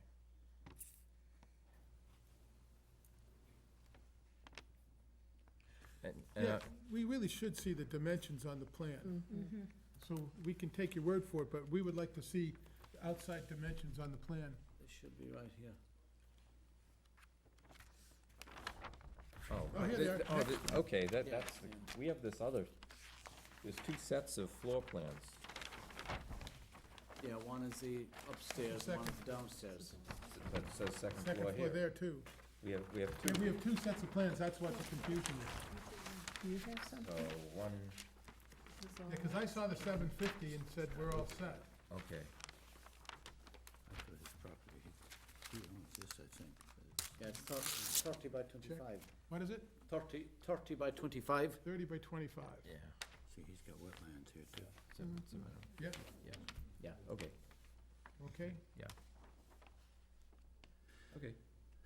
Yeah, I was looking at that, there wasn't any dimensions on it. I was a little confused by the two sets of plans, both Is with, this different than that? yeah.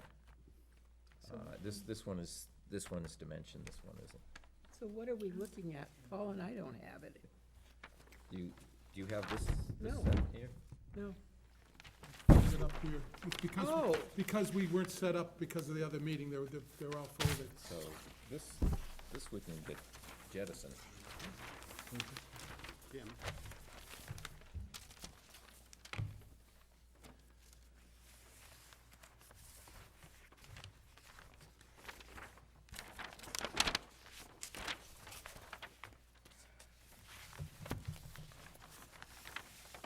Oh, this is Toledo. This is the Banner.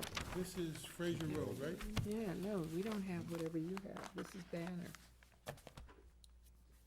What is a balloon frame? Well, we can, It's right usually a here. type of framing. It just goes from Florida. yeah, let's share with these folks. Can I pass You it need a down? plan? There it is. You got it? So the checklist I did, they have the architectural effect and design of both the garage and the main house are both contemporary, the windows are the same. I checked the map when I went to the office, it seemed to fit all Yeah. the criteria. However, and it is in the coastal pond overlay district, and that's why if you were to try to push that other bedroom, we would have someone in here Yeah. all over us on that, so. Yeah. Yeah, but like I said, I only found that out at about 2:30 this afternoon.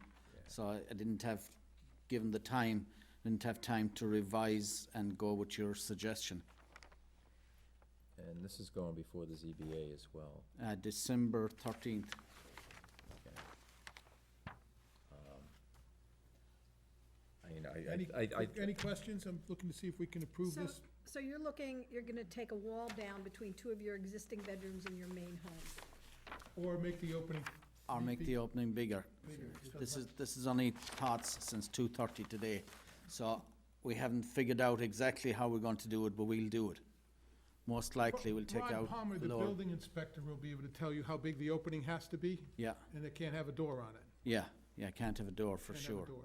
Yeah, And it just makes it another room. that's all, yeah. It happens all the time. I mean, that's the normal solution for this. Well, and this will be part of the discussion with the ZBA anyways. Yeah, that'll be their We're- issues, yeah. We're looking at the design of the building, its placement on the lot. It's a does- big lot. Does it It comport, doesn't seem to have any parking issues. does it comport with the site plan review aspect of the bylaw? And I Right. would say it does. I do too. John? That's different. I just want to, at some point, make the comment that Garage if this floor gets has a bathroom. approved, that the deck does not get enclosed at a future date. Yeah. Absolutely. The zoning board would probably say that anyway, but Unless he develops that into a land. When you say the deck, the you deck talk, is part of the structure. I don't want the deck to be enclosed and become part of the, make another bedroom out there, or a bigger living room or whatever, The- because we're the- approving, the deck and the garage. Yeah, Yes. correct, The half bath. Oh, yeah, yeah, yeah. not to be enclosed Yeah, at yeah. a future not, date. not to be enclosed, yeah. Yeah. You People can- do it all the time. Once you you can have a put that- deck put there, that that as a covers your lot coverage ratio, and it's real easy to put an enclosure around it, put another room. If you go through our town, you see all these porches that are all enclosed all over the That's what I place. did at my house. Yeah, it's done everywhere. It just can't happen here. Well, John, we designed it to look so that the building is facing, so the sunset, that's the purpose of the deck. That's fine, but we may not own the house forever, and somebody else may want to make Yeah. another bedroom up there and say, why not? It's already here. It's already part of the structure, but it's not part of our calculations, so. Gotcha. Well, if there's some way we can put a notation of that, that the It'll be a deck would never be condition. a condition, yeah, It'll be a that the condition. deck never be enclosed, we've no problem with that. Can't, Yep, so I just wanted to make clear, are we eliminating a bedroom from the house or the unit?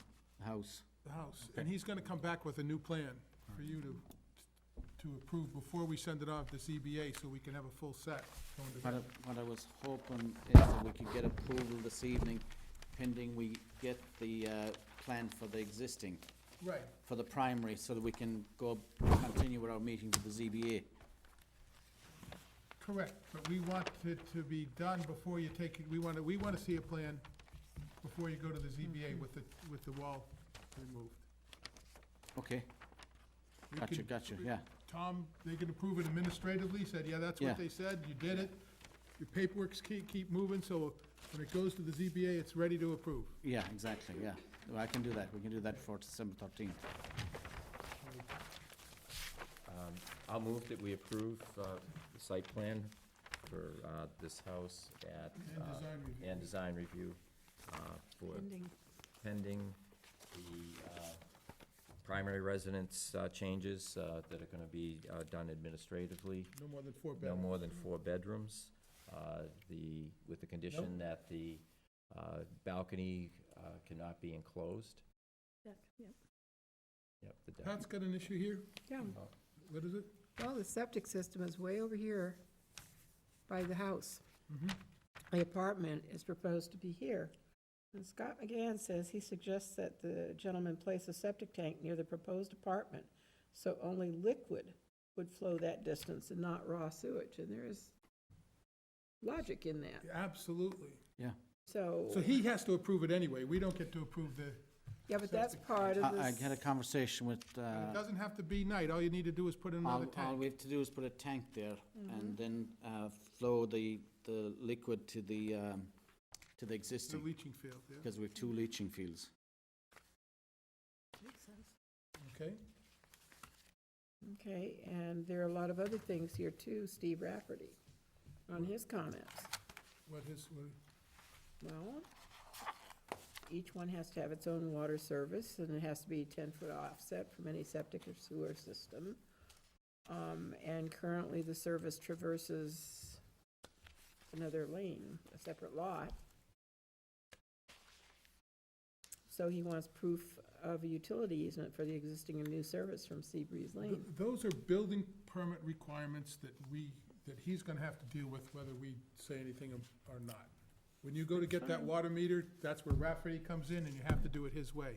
We have no say. Plus the water comes in from one side. Right, and the same thing with the septic system is system. at the other direction. When you go to modify your septic system, it's Board of Health doing it, not us. yeah. So, we're, That is true, but I think we can Good to make point it out. mention of this. well, it's important that he knows, yeah, so he's not surprised, yeah. So, yeah, I had problems before we ever brought that up and discussed it, because we've run into trouble before when we hurry things through. Yes.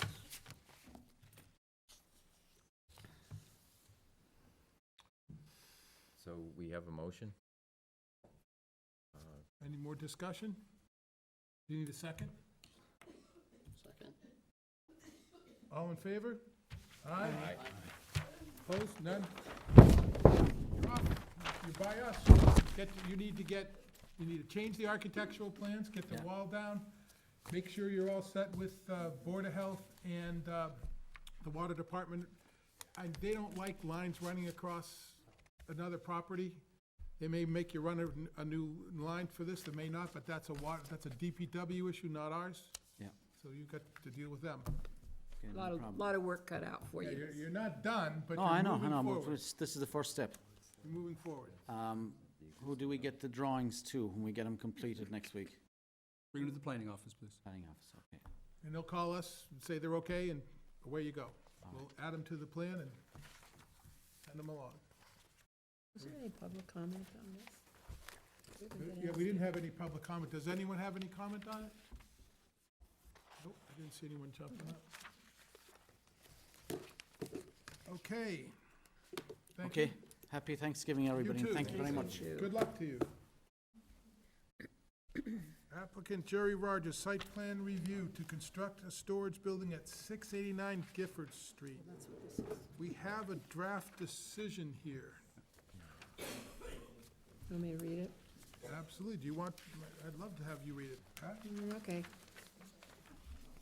Motion, excuse me, that the planning board vote to approve the application of Jerry E. Rogers under Article 39, site plan review of the zoning bylaw for a plan entitled, Site Plan Proposed New Building Prepared for Jerry Rogers, 689 Gifford Street, Falmouth, Massachusetts. Scale 1 inch equals 30 feet, 2 sheets, prepared by Warwick and Associates, Inc., dated June 13, 2018, revised through October 15, 2018, with the following findings and conditions. And it should be noted that there's a sick after Rogers. It was a misspelling of his name in there. Findings. The applicant, Jerry E. Rogers, seeks to modify a previous site plan review decision to expand the storage capacity of the existing 80,000 square foot self-storage facility located at 689 Gifford Street. Map number 3401003000 with the addition of a 3-story, 14,700 square foot building, 4,900 square foot building footprint. This expansion of storage units would supplant the truck rental business currently operating on site. Both uses will not be accommodated on site. The subject parcel is 177,932 square feet and zoned agricultural B, AGB, with the primary land use as a commercial warehouse. The total square footage of the existing building footprint is 38,460 square feet, or 21.61% lot coverage. The existing paved area is 33,963 square feet, or 19.09% lot coverage, with existing lot coverage of structure and paving totaling 72,432 square feet, or 40.7% lot coverage.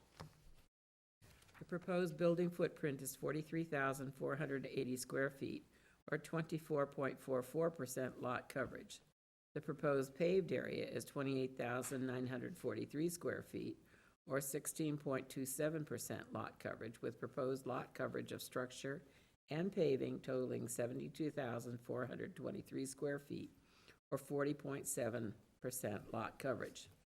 The applicant has a Cape Cod Commission Development of Regional Impact Project number CU-07012, a limited DRI determination for change of use decision dated August 28, 2007, with minor modifications dated February 19, 2008, and September 18, 2012.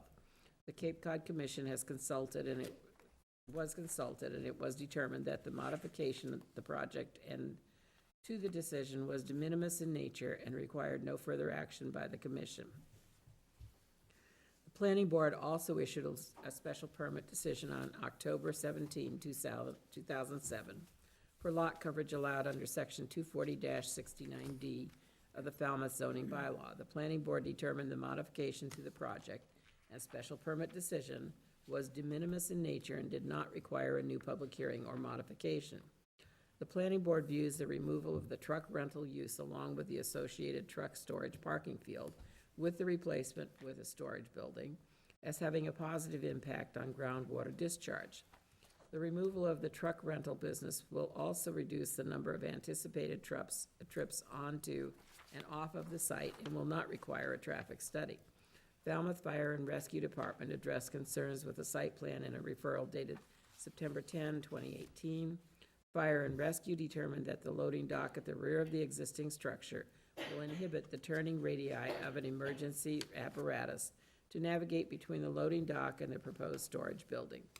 Fire and Rescue will also require access through the main gate in order to service the new structure and will also require a Knox box on the building for after-hour access.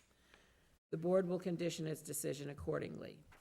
Falmouth Engineering Division addressed concerns with the site plan and referrals dated September 13, September 28, and October 24, 2018. Among those concerns were that some of the site plan improvements previously approved by the Planning Board were not found on the site. Those items identified in the Falmouth Engineering Division's review of the site must be installed prior to a certificate of occupancy for the new storage building. The Planning Board will condition its decision accordingly. The subject property is located in a Water Resources Protection District in the Great Pond Coastal Ponds Overlay. The proposed additional storage building will not affect current waste treatment capacity. The Planning Board defers to the Board of Health on the regulation of nitrogen loading and the required changes to wastewater disposal system. Conditions. 1, the plan shall be constructed as approved. Any changes shall be reviewed by the Planning Board to determine if a modification of this decision is necessary. Pursuant to Section 240-183B of the zoning bylaw, no permit for full or partial occupancy shall be issued until the Planning Board is satisfied that the conditions of this approval and predecessor approvals have been met. 2, prior to the issuance of an occupancy permit, the loading dock on the existing storage facility must be removed and the area filled in. A Knox box on the new storage facility for after-hours access must also be provided. 3, the applicant will be required to fill out a driveway permit application with the Engineering Division to cover unpermitted work, corrected transition curbing, and complete work that was required in the previous site plan review. Engineering will also require the abandoning of an existing apron located at the southern property corner along Gifford Street. Engineering will require a more detailed plan. 4, per 521 CMR 23.4.6. The accessible parking spaces shown on the plan at the front of the proposed structure must include access aisles. Engineering determined that there is enough room to stripe off required access without changing parking spaces. Tom, did they submit a new plan showing the loading dock removed and the parking changes made? We are still awaiting that plan. Okay. We've had a couple conversations with their engineer and our engineering department, and we will note. Guys comfortable? We will note the final date of the plan in that decision. Just frankly, with a couple of short weeks in town meeting, we've just been sort of slammed and just trying to get caught up and wrap up on a lot of these things, that being one of them. Can we put that our vote be provisional if we approve of it based upon the receipt of those plans? Yeah, because he's not gonna get a certificate of occupancy because the fire department is, So we don't even have to do that? I think it's fine, We've caught this. yeah. Our new bylaw requires them to submit an as-built. Except that it didn't pass. Pass. Oh, well. Damn. But hope springs eternal, and so does spring. Right, We'll talk. I don't know, what do you guys want to do? This is a pretty big change. I would prefer not to vote it unless we put that provisional in, I agree. What's the provision? that if we vote to approve of this, before it is officially approved of, those plans must be received in the planning office. And nothing motivates an applicant more than we can't finalize the vote until we have your goodies. Okay. That's So you'll always, just send us an email saying that it came in and all the changes were made. But it goes nowhere until that's done. that's correct. Okay, It so, won't sit with me, it won't be signed by me until, Okay. so based upon that, we can approve of that. Okay with that? Should we put a time limit on when the plans get received? Absolutely. I don't want this hanging around for Yeah, a year so, and then it never happens. Because it's Thanksgiving, what, 30 days, 2 weeks, what's reasonable, Tom? I'm gonna go with, December 15th to give them after the holiday, because this has been sort of percolating out there for them. They need to perform. Okay. Okay, 12, December 15. 15th. We need a So- motion? Oh, So it's moved. been done. I'm We just need a checking to see s- if that's a Saturday, by the way, 'cause Okay, I would come in to see if it showed up, but. That is a Saturday, December 17th. okay, so December 17th, so we need that provision put in, Okay. and then we So can it's- vote it. Been motioned with the provision, Mhm. and we need a second. So I'll second. Okay. All in favor? Aye. Opposed? Okay, moving right along. Okay. Applicant, Michael and Cynthia George, site plan application to construct an accessory apartment at 108 Gansett Road. So Bob, you want to read this one? It's only 7 pages, don't you? Yeah. Draft. No, wait, do we have to read the whole thing? That is, the board's discretion. I don't, we want to read Yeah. the finding and conditions, or do you want? Yeah, I'll read it. Okay, we'll read the whole thing, that's our practice. Site plan review application, 108 Gansett Road, map number 49-03-006-002B. Motion that the planning board vote to approve the application of Michael G. George and Cynthia C. George under Article 39, site plan review of the zoning bylaw for an accessory apartment at 108 Gansett Road with respect to plans entitled Site Plan of Proposed Sewage Disposal Systems prepared for Michael G. and Cynthia C. George for Lot 2B, number 108 Gansett Road in Quistit, Falmouth, Mass., prepared by Holmes and McGrath, Inc., dated August 14, 2018. Sheet 2, scale 1 inch equals 20 feet, revised October 23, 2018, along with 4 plans and elevations entitled The Shelburne on Buzzards Bay, sheets EX2.1, A2.1, A4.2, A2.2, A1.5, A1.6, A1.1, A1.2, A1.3, A1.4, A4.1, dated August 22, 2018, and prepared by Hart and Associates, Inc., and landscape plans entitled Planting Plan, sheet L3.0 and L3.1, dated September 25th, 2018, revised September 27th, 2018, prepared by Matthew Cunningham, landscape architects, with following findings and conditions. Findings. The applicant, Michael G. and Cynthia C. George, seeks to raise and reconstruct 2 existing dwellings that predate the adoption of zoning in Falmouth, located at 108 Gansett Road, and construct within the new dwelling closest to the road an accessory apartment with 2 bedrooms. In this rare instance, there are 2 dwellings on the lot which, for the purposes of discussion, referred to as the principal dwelling and guest dwelling. The accessory apartment is contained within a single-family guest dwelling with a garage and with 3 bedrooms. The single-family dwelling is to be reconstructed within the accessory structure along with the accessory apartment. There is an existing principal structure on the subject property that also contains a single family dwelling, that's kind of odd, with 10 bedrooms. Both structures were built about 1920 according to the Falmouth Assessors Records. The parcel is zoned residential AA and contains 3.64 acres. The proposed accessory structure to be reconstructed is a 2-story building with finished square footage of 4,961 square feet. and 937 square feet of garage space, and will contain a single-family dwelling with 5 bedrooms and a 2-bedroom accessory apartment. The existing principal structure containing the principal dwelling is also to be raised and reconstructed with 21,738 square feet of finished living space and will contain 9 bedrooms.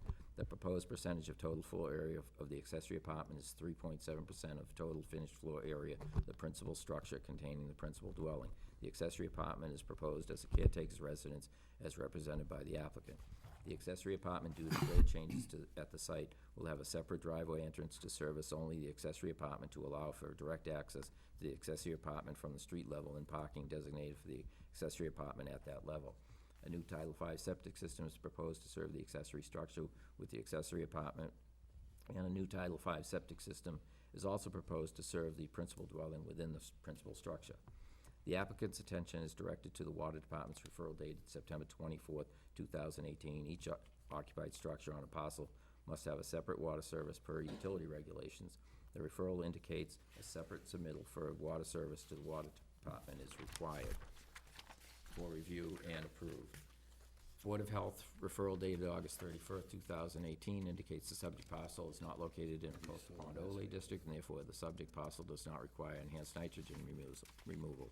The Department of Public Works Engineering Division referral date October 4th, 2018 indicates that the 2 septic system proposed will be subject to Board of Health approval. The 3 water services proposed from the existing main in Gansett Road will be subject to Water Department approval. The proposed 2 driveways will not require a driveway permit from the Engineering Division since Gansett Road is a private road. The Engineering Division also made the following recommendation. 1, consider cobblestone aprons 1 foot behind the edge of the pavement to prevent snow damage with the space between the cobbles and the roadway surface to be asphalt or concrete. 2, all driveways to have a 5-foot hard surface apron. 3, clarification is needed on the tire track driveway material for the driveway. 4, the angle of the accessory apartment driveway is slight, resulting in potential site distance issues to the north. 5, further information needed if all roofs will be connected to dry wells, the proposed leaching pits, or the lined water feature. The Engineering Division further indicated that although no stormwater management calculations were included in the review package, given the site topography, there does not appear to be anywhere that stormwater discharge could impact abutting properties or resource areas. The applicant's engineer, Holmes and McGrath, provided a letter dated October 23rd, 2018 to the Planning Board in response to the Engineering Division referral indicating 1, the cobblestone apron shall be moved 1 foot behind the edge of the existing pavement and the space between shall be asphalt. 2, the accessory apartment driveway shall be revised to have a 5-foot asphalt survey apron. 3, the plans have been revised to note these changes. See revision date October 23rd, 2018. 4, Gansett Road is posted with a speed of 20 miles per hour and the safe stopping distance is 115 feet for 20 miles per hour. 5, the site distance for the proposed accessory apartment driveway exceeds the safe stopping distance at over 275 feet to the north and 350 feet to the south. 6, all proposed roofs shall be connected to dry wells, leaching pits, subsurface drainage, or the lined water feature. The Planning Board considered the above reference referrals in the applicant's response and plan revisions in its decision in this matter.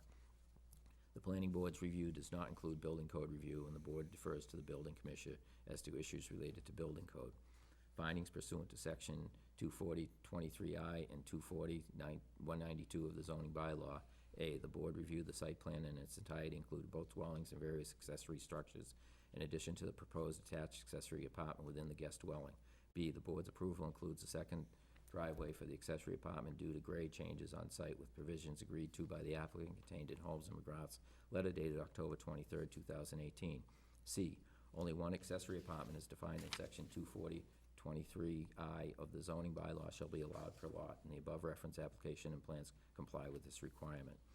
Either the principal dwelling and the principal structure or accessory apartment must be owner occupied for a period of 7 months in every calendar year or owned by a nonprofit organization or government authority whose purpose is to provide affordable housing. The Board will condition its decision accordingly. C, either the principal dwelling within the principal structure or accessory apartment may be rented, but not both during the 5 months the owner occupant may be absent. Rental period shall be no less than 6 months, and weekly, monthly rentals, summer rentals, so-called, are expressly prohibited. Neither the principal dwelling within the principal structure nor accessory apartment shall be used as commercial accommodations at any time. The board will condition its decision accordingly. D, the accessory apartment shall have no more than 2 bedrooms and a maximum of 800 square feet of floor area or 40% of the floor area of the principal dwelling within the principal structure, whichever is less. The above referenced plans comply with this requirement. E, section 240-23I provides that the total number of bedrooms on the lot shall not exceed 4 when the lot contains less than 20,000 square feet. However, the lot contains 158,558 square feet, 3.64 acres, and this requirement is not applicable. F, the subject parcel is not located in a post-pond overlay, and therefore there is no nitrogen loading restrictions applicable pursuant to section 240-23I. G, the board finds the architectural effect of the accessory structure is incidental to a single-family residence compatible with the surrounding neighborhood. H, the application. Something I said? Oh. Oh. H, the application for site plan review shall include the information contained in section 240-195C unless waived by the planning board. The board finds the information provided satisfactory in order to make a decision. Conditions, the guest dwelling structure is as reconstructed within the accessory apartment shall be constructed and associated landscape and driveway shall be installed as shown on the plan submitted in reference herein. Any changes shall be reviewed by the planning board to determine if a modification of this decision is necessary pursuant to section 240-183B of the zoning bylaw. No permit for full or partial occupancy shall be issued until the planning board is satisfied that the conditions of this approval and predecessor approvals have been met. 2, either the principal dwelling within the principal structure or accessory apartment must be owner occupied for a period of 7 months in every calendar year or owned by a nonprofit organization, government authority whose purpose is to provide affordable housing.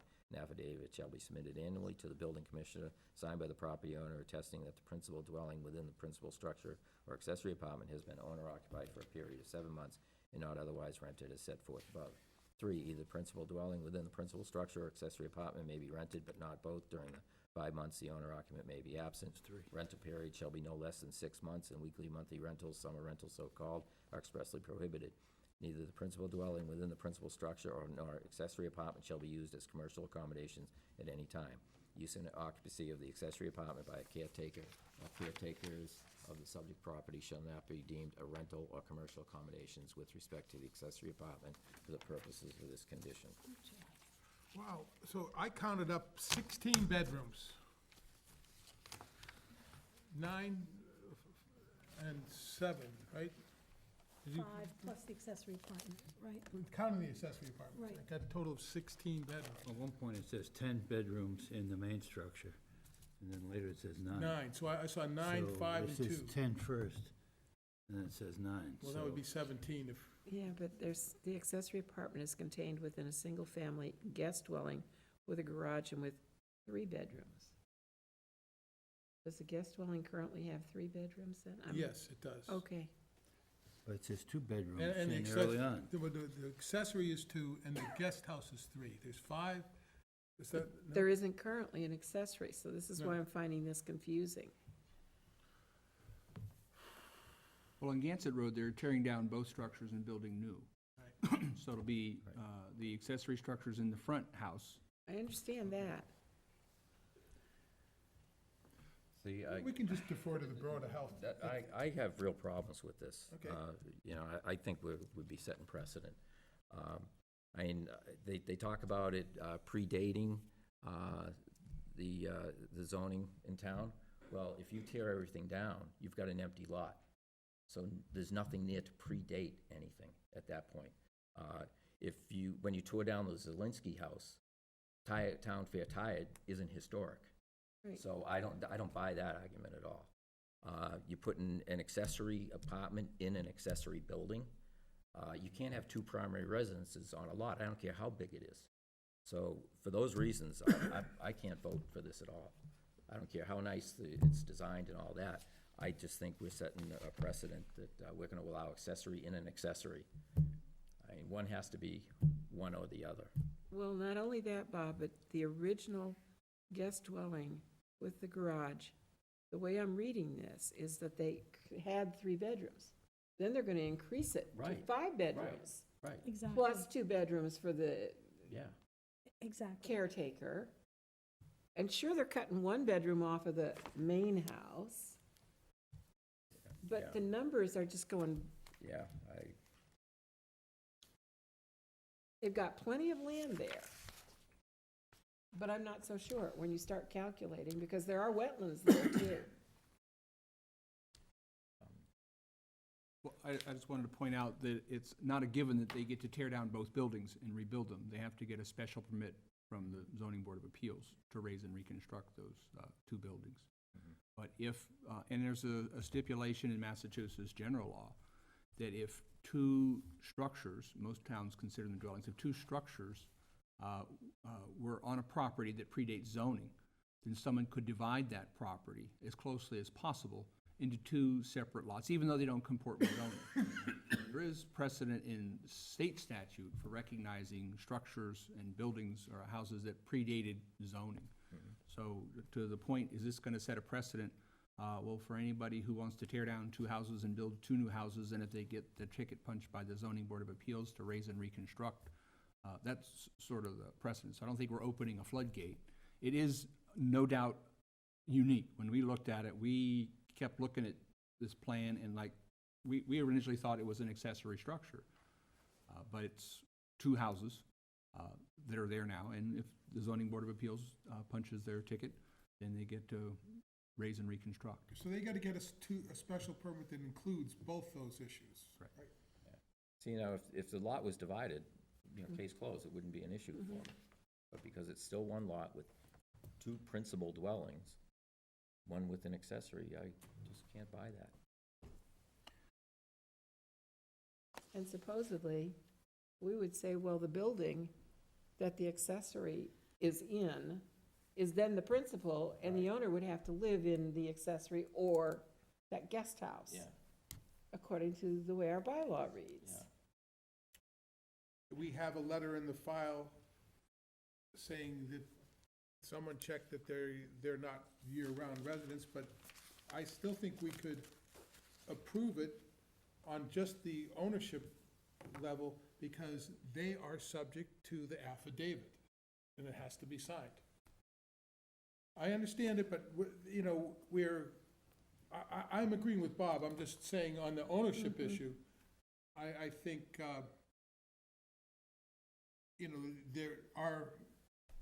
our bylaw says they have to sign an affidavit saying they're for 7 months. And if they do that, it's okay. That's what our bylaw says. But you know what this says? This says either. Either the principal dwelling in the principal structure or accessory apartment must be owner occupied for a period of 7 months. What about the other? What do you mean? Yeah, I don't follow. which principal dwelling? Which principal dwelling? I mean, you basically have two main dwellings and the accessory I'm apartment. confused as hell on that, yeah. I mean, because when I reread it, it said to me that one of those structures could be rented, it doesn't, there's no prohibition. The way this is written, either the principal dwelling in the principal structure or accessory apartment must be owner occupied for a period of 7 months in every calendar year if it's not owned by a government, blah, blah, blah, blah. And either the principal dwelling within the principal structure. What is the principal dwelling within the principal structure? There is a principal building / structure, and then there's an accessory building Yep, with an an accessory accessory apartment. apartment. And I absolutely agree with Bob. I think this is rampant misuse of the bylaw. If they had put the accessory within that 27,000 square foot building, that is Within the city. which is the main home, Like someone has done, we've approved one like that. and they had a guest home, fine. I agree. But I don't like this. It's opening up a real big can of worms here, I think. Well, I think it's a little different, this property. This is a very unique property. It's a beautiful Yes, it property. is. I'm sure And it it has is. two existing buildings. The one is, overlooks the water. It's a beautiful building. They're gonna replace that as the principal structure.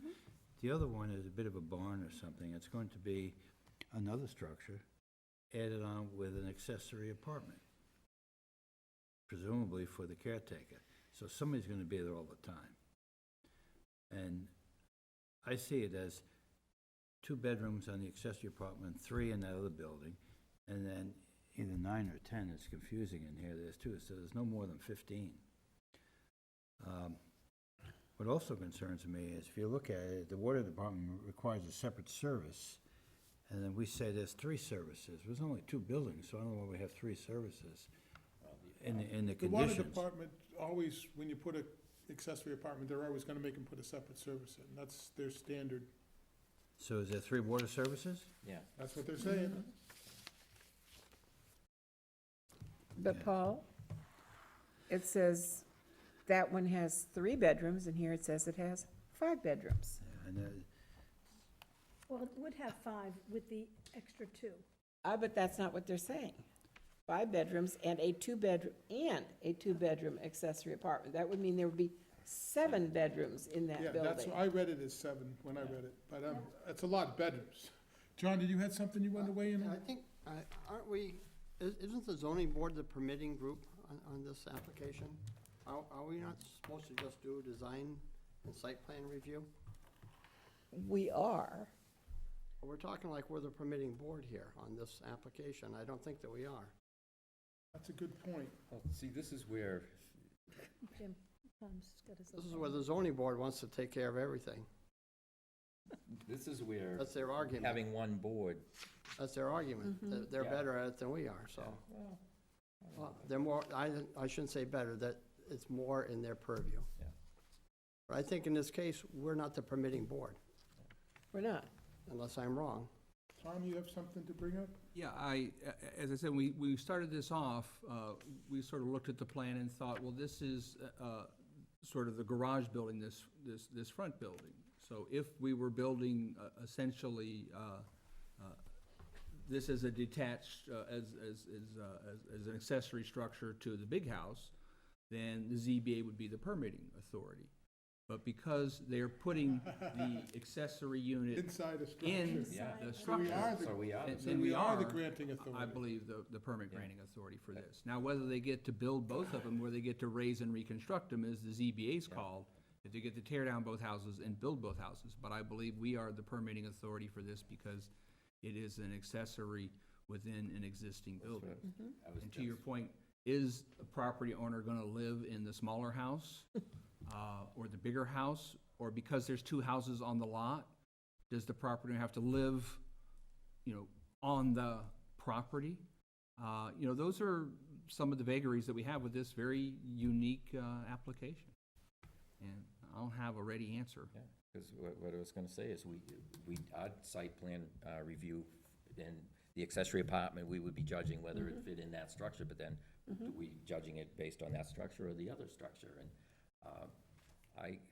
to me, this just doesn't comport with the bylaw. It doesn't meet the tenets of the bylaw, and I cannot vote in affirmative for this.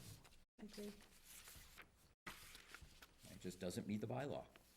No, and it's just so, it's not clear when it talks about who can live where for that period of time. Yeah. Can somebody rent out many, many rooms Okay, I in the want to keep, large? anyone going to move this? No. Well, the motion has already been read. Motioned and it's seconded. It's motion and seconded, okay. Any more Paul, discussion, that's- Paul? Paul, I think one of the confusions, the way this write-up is, it kind of meanders a little bit. I think we probably need a more direct write-up of what the findings are leading to the conditions. I think that would help a little bit too, because we're talking here about how many bedrooms, we're not even sure what they are. So I think we need to rewrite this a little bit before voting on it. Must be owner occupied. Yeah. I don't know, I say we vote it down, and if they wanna come back, they can come back. I can't approve this. anyone in favor? I support it. I don't think it's our purview, but Yeah, I agree. I don't have a real problem with it. You don't have a problem with it? Even the way, I just think the write-up is confused. I think it has to be rewritten. If it was rewritten, I could probably vote for it. but, so how can you vote for something as it is? Yeah. I mean, I wouldn't vote for it as written. That's my problem, because I don't like the idea of either one of those either one of those buildings could be non-owner occupied for, could be a boarding house. There's nothing. Actually, and I remember in the presentation, they referred to this structure as a guest house. Right, So it wasn't be owner occupied anyway. So I correct. guess we need some clarification. Where's the primary structure? If it's within a structure, it's within the guest house, then our bylaw, it wasn't designed for this 16-bedroom behemoth. It was designed for 4 and 5 bedrooms, and we're having a hard time making it fit. So if they want to come back and say they're going to live in the guest house, and they'll sign an affidavit that they'll be living there, And that then might they- even I solve. mean, And if the accessory was over a garage, it'd be Fine. a slam dunk. You know, Yeah. if you have the primary residence, you have a garage with an apartment over it, that's for the caretaker. It's a slam dunk. But when you have an apartment, a guest house with an apartment in it, and it's considered, and it bedrooms. has to be the primary if the accessory is in it, it just gets a little bit. I remember there was a garage in the guest house, too. Yeah. Underneath. Underneath. 3-car garage underneath, if I recall. Yes. Would it be helpful- 5-car garage? I'm sorry. Would it be helpful to the board if we took a look at the decision, conferred again with town council on the applicability of this, Yeah. and then continue this discussion? Because I- frankly, whoever the applicant is, I just hate to shoot someone down and have them having to reapply and come back and, you take that extra time and expense, whomever they are, whether they're. Well, I think the issue being brought up is where's the primary dwelling? I think that's an issue. This property, in the paper, this property was sold last week for 5.4 million. But the building is probably a $10 million thing. So we're talking about a very big building, and the primary residence is the primary residence overlooking the water with the 10 bedrooms. There's no question about Right. that. The issue we're having is with the secondary property that is existing, that's going to be converted into something And different. like I said, if the lot was divided in two, it's a non-issue. If it was an accessory apartment over a garage, non-issue. It's the accessory dwelling with an accessory apartment. Because the guest house is accessory Let me to ask- the main. Tom mentioned something earlier with these pre-existing things, so it's possible they could do a subdivision with what you said before, is that correct? To divide the lots into two. Yes. Yeah. Two. Yeah. So, if I may, I would suggest that let's confer with council on, one of the issues is, if there are two houses in this unique situation where there are two houses that exist on a piece of property, if the owner of the property lives on the property in one of the two principal houses, does that, in town council's opinion, comply with the sort of the spirit of the zoning? That person has to live on the property in the house for that period of time. I mean, the reality is, even if he says yes, they would have to live in the main, let's say, in the main house, that's where they're gonna be living. Then there is no prohibition for them to rent out the 5-bedroom guest house. Even though there's a caretaker apartment, they could still rent out for as long as they wanted, whenever they wanted. Because the prohibition is really the main house. It isn't the guest house. And we don't, our bylaw doesn't address that. They could do that now. They could live in the main structure and rent out the other one now. I mean, that's pre-existing. I know our current bylaw doesn't allow it, but this predates zoning, that's what they said. Except, that's the caveat to that, is if they're raising both buildings and rebuilding, I don't think that falls Yeah, under they can get a special permit to do it. I've torn down 3 buildings and rebuilt them. It's, the ZBA can give you a Oh, permit I'm to not do saying it. they can't do it. What I'm saying is, does the bylaw apply then to the new structures, which would mean there has to be owner occupation of both of those big structures for at least 7 months of the year. Or else there's nothing prohibiting them unless we add that. Unless we say that applies to both structures, that it has to be owner occupied, which wouldn't make sense in a guest house anyway. This is just way out from what I thought about when we were talking about accessory apartments to provide, living for a family that needed housing at a reasonable cost. On the surface of it, when you're talking about a property like this, let's just say we don't have a bylaw. All of this makes tremendous sense because it's just such a huge estate, okay? Right. But we have a bylaw and they are applying under the bylaw. And so we have to adhere To to the the bylaw. Right. So you can have an accessory as a separate building, or you can have an accessory within the principal dwelling. But this is not being called the principal dwelling, this is a guest house. And it's an accessory apartment within an accessory building. Correct, and that's where the problem comes in. Now, I've always also been told, true or not, that when you tear buildings down and you rebuild them, now you have to adhere to the current bylaws. That's what I always thought. That is not the case. I Can know we that. clarify that? 26 Thomas Lane, I built it, it's got 3 units in it, I got it, you get to raise and reconstruct a non-conforming building, it happens all the time in zoning. But this isn't a non-conforming building. It is non-conforming, multiple structures on the same lot, that's the non-conforming part of it, and they're trying to keep that. I'm not arguing for this, okay? I'm just explaining, I understand pre-existing non-conforming. This is 2 structures on one lot pre-existing, two dwellings on one lot pre-existing non-conforming. That's what it is, and you can't tear down and rebuild. We're the ones that say you can put the accessory apartment in. You just can't increase the nonconformity. You can't increase the Right. non-conformity. You can't make it more non-conforming. Yeah. Right. So by putting an accessory apartment in the other dwelling, you're making it more non-conforming. It might be, but that call is by the ZBA. Not. The because it's non-conforming in. part is, not the Pat, it's so confusing, I don't want to, right, we do the, Sort of make they it do like the this, non-conforming part, and we do the accessory, but, no, we never considered this in our bylaw, I don't think I thought about a 16-bedroom house. Paul? I'd like to make a motion that we request the town planner to discuss this, all these issues we've raised with the town council, and come up with a new draft motion and findings, so we can properly vote on this. Or not. What do you do with the motion that's already been seconded? Withdraw it. Withdraw. So we have to vote it down. Can it be withdrawn? Yeah, you can withdraw. we The withdraw. You don't have to second, vote it? whoever seconded it withdraws their second, and then the motion gets withdrawn. And you have to vote on it. That was you. Robert's rules. You seconded it? No, I did not. Who did?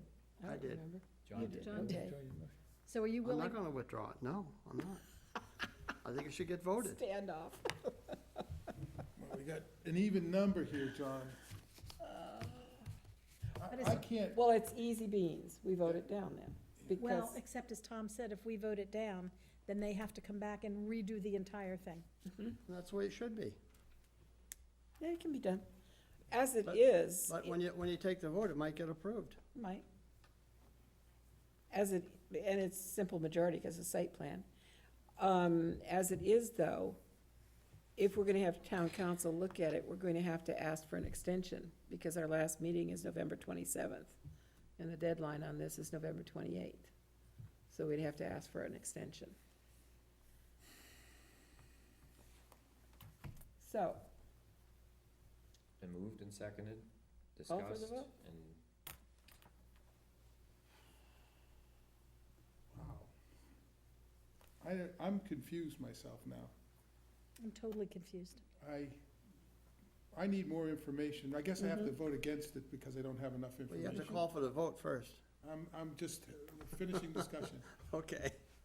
I'm trying to make my mind. I'm gonna vote, John, that's the problem. But you shouldn't say But it, you shouldn't say it out loud, I'm gonna have to vote against it. You should just, Okay, I'm wrestling with it Why don't because you repeat the motion so we can take a vote? yeah, right.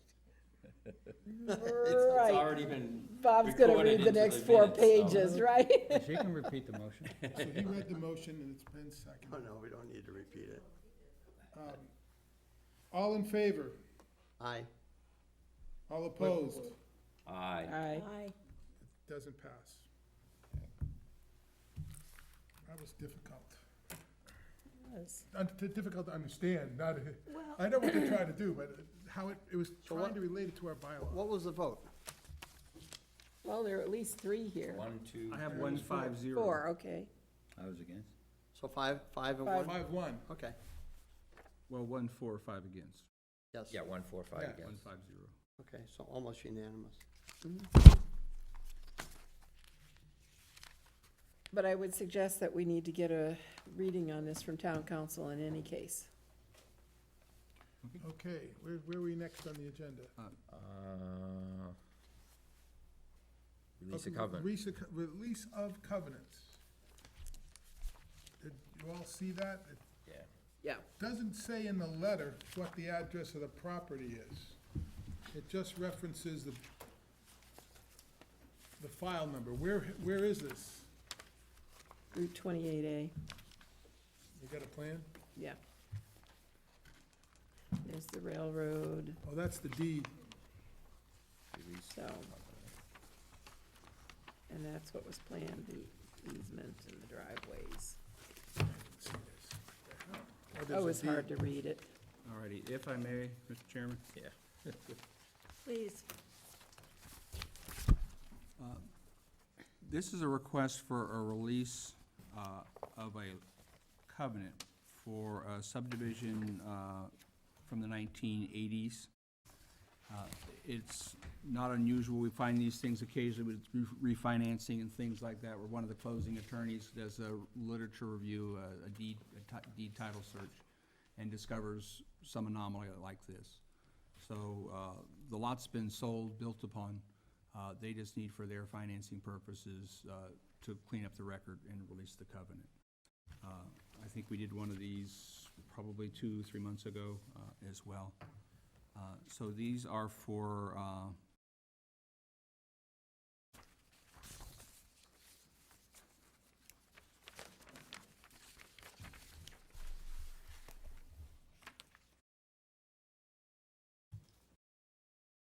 Cape, pardon me. Yes, I can't see any address.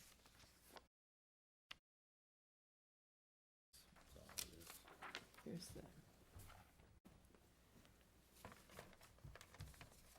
It's hard to read, too.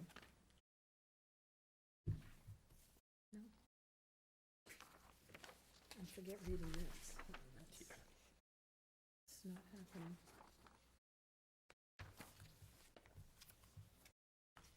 Tom, do you have an actual address? I am quite flummoxed by this as well, because typically when you're doing a lot release, their subdivision road has been put in.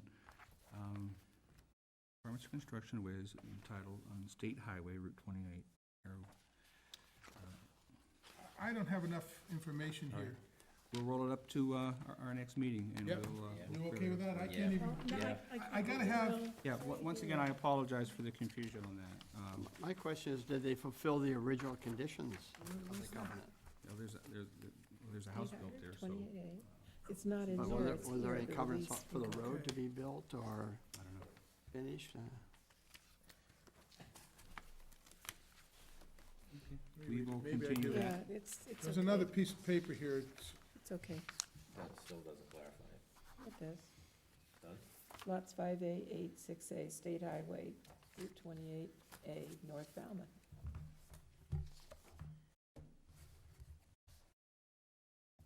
And here's the plot plan.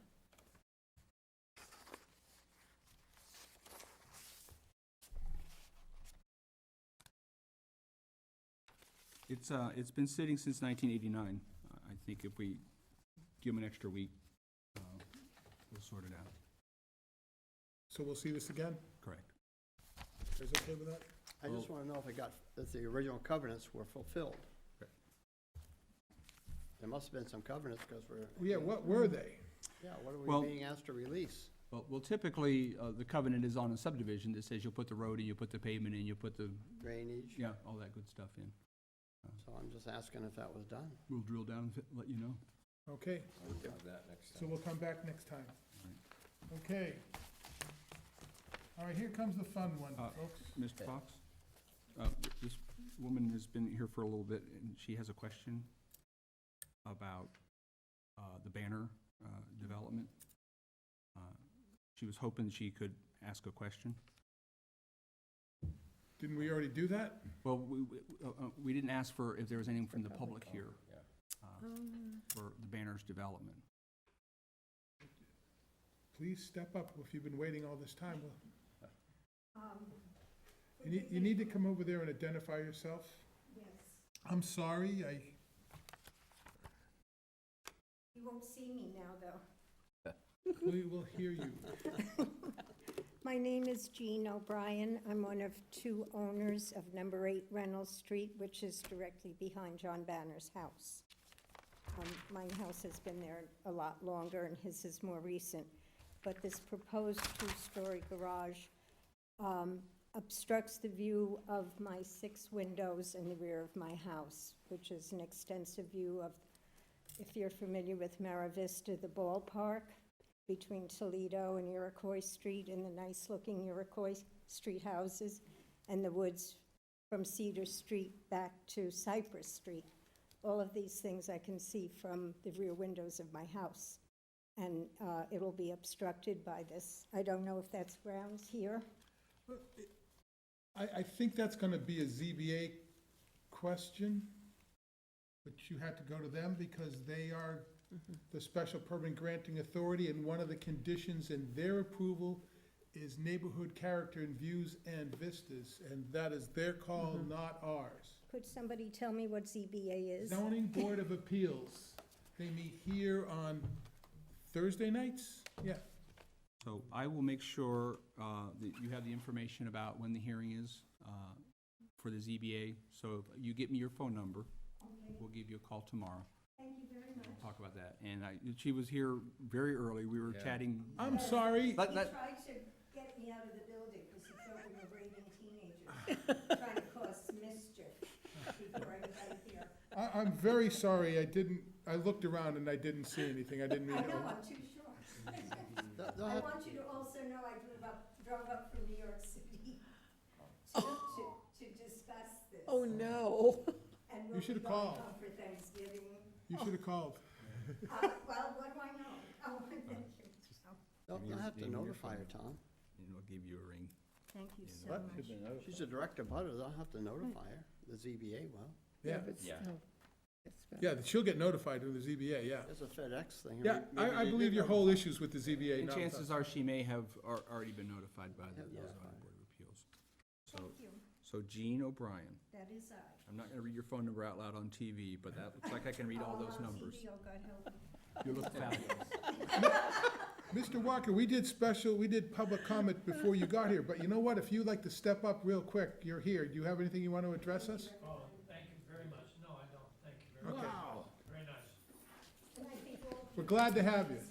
what you do for the Wouldn't be town is complete without us amazing. coming. I haven't witnessed anything like this in my life, and thank you for Well, doing everything that you do. well, So you had a benefit by not being called on. You watched all of this. I learned. But- Other people have told me that, but I've never had the opportunity or the need to witness it before. But thank you so much, and happy Thanksgiving. All right. You too, and Have have a a lovely one as safe well. trip back. Thank you. You're very welcome. Safe travels. okay, you know what, folks, if you don't mind, I pushed real hard to get this town meeting discussion, but we can talk for a little bit, but I don't think we're gonna kill it tonight. It's late. We Not the wanna whole talk- meeting. Past Pat's bedtime. Yeah. Well, can we defer this to another, is it I okay? don't see why not. I was overly ambitious I putting mean, it the on. only thing is that we've got to start hopping to it if we're going to Right. plan anything. Because it's early January that anything we're going to do in the way of Okay with bylaws. pushing this off? Yeah, I don't mind. Anybody have a problem with pushing it off? All right, well, let's talk about two things then. Okay, First off, our holiday meeting schedule, because I'm assuming, while not everyone celebrates Christmas, the building is locked, and you can't have a meeting in a building when it's locked. So our regular scheduled meeting is for the 25th. We didn't have any meetings, we didn't have meetings in the early part of November. We've got a few things that are sort of stacking up. So we need to have probably at least 2 meetings in December. So how does the board feel about an additional meeting, whether it be the 4th or the 17th of December? Grant, could you stay for a minute? I want to talk to you about something personally. Just give me a minute. Go ahead. So you're proposing 4th and 17th. Well, right now, we're scheduled for the 11th, and we have things programmed for the 11th, because that's the meeting date that people anticipate. So we could have 3 meetings in December, we could have 2 meetings in December. If we're gonna have 2 meetings in December, which I think would be the board's preference, do we wanna reschedule our December 25th meeting for December 4th or December 17th? Do the 4th. Well, Tuesday's the 18th, The 18th, thank you. so you're saying the 4th and the 18th. Let me get back to my calendar for a minute. I could be wrong. Never mind, Never mind. never mind. So The Tuesday is the 11th, the 18th, the 4th, the 11th, the 18th, and the 25th of December. So the 2 next meetings in December are? Right now, it's December 11th and December 25th. Well, no, we're changing one of them. Yep. So would you like to meet on December 4th And the 18th. and the 18th? Yes. Or 4th and 11th. 4th and 11th? Yeah, 4th and 11th. Just Yeah, 4th and let's 11th. get 'em out of the way. Let's get them out of the way. Is that, everyone good there? Mhm. Okay. So 12/4 and 12/11. Anything else? I will alert the elves that we will not be We meeting. used to go on every week for. Yeah, I don't, year after I year. don't mind, I don't mind. I'm just trying to do whatever, I'm all set for as many times as you want Yeah, to meet yeah. on Tuesday, so I'm good. Yeah. The next thing I wanted to talk about is we've had a couple conversations with Bob of Bob and Brian, who, while in spite of their best efforts to get us some draft zoning changes in mid-October, they are producing them now. And we have a tentative discussion for the 27th, as in a week from now. So they are putting together the bylaws for us, and you'll be seeing them over the weekend. Bob Mitchell and I talked about them, so you'll have those regular drafts. So we have had homework that's been assigned to us previously on the drafts that we did for the board to look at those things. So I'm asking you, in the interim, to get back to your book, perhaps after your tryptozone-induced nap on Friday or so. So, but we've got some homework to do. They've asked us to take a look at a few things. We've got some staff things to look at a few things. But right now, we are steaming towards a meeting on the 27th for the next round of zoning recodification. So that's 3 meetings in December then. That's 11/27. 11/27, okay. That's a week from this now. one. That's our makeup meeting, no, this is our makeup meeting for Election Day. So, Okay. On the 27th, we are looking at having Bob and Brian back to talk about the zoning recodification, because once again, we're trying to move the ball on that to bring something to Everyone town. good with that? Yep. Yeah. Okay. So we have homework to do. You want to look at those things. You'll be seeing things over the holiday weekend. Bob and I talked today. He's working through things. So as soon as he gets them, he's sending them to me, and as soon as I see them, I'm sending them to you. We can do that with the internet. We don't have to be here to get those things. So I want to point out, there are general correspondence, things everyone should have gone to the office and read them. I didn't go to the office. They came. I didn't either. Yeah, I think you might have Yeah, seen them. you sent them. Yeah, we did. Yeah, and in one of those issues was one of those things that we had talked about We did- previously. We Yeah, addressed I saw it, yeah. that. I just Got didn't it. want to skip over. I'm trying to do everything on the, Scared me. we've done next meeting, future agenda items. No. Motion to adjourn? Motion to adjourn. We're all set. Thank you. Thank you.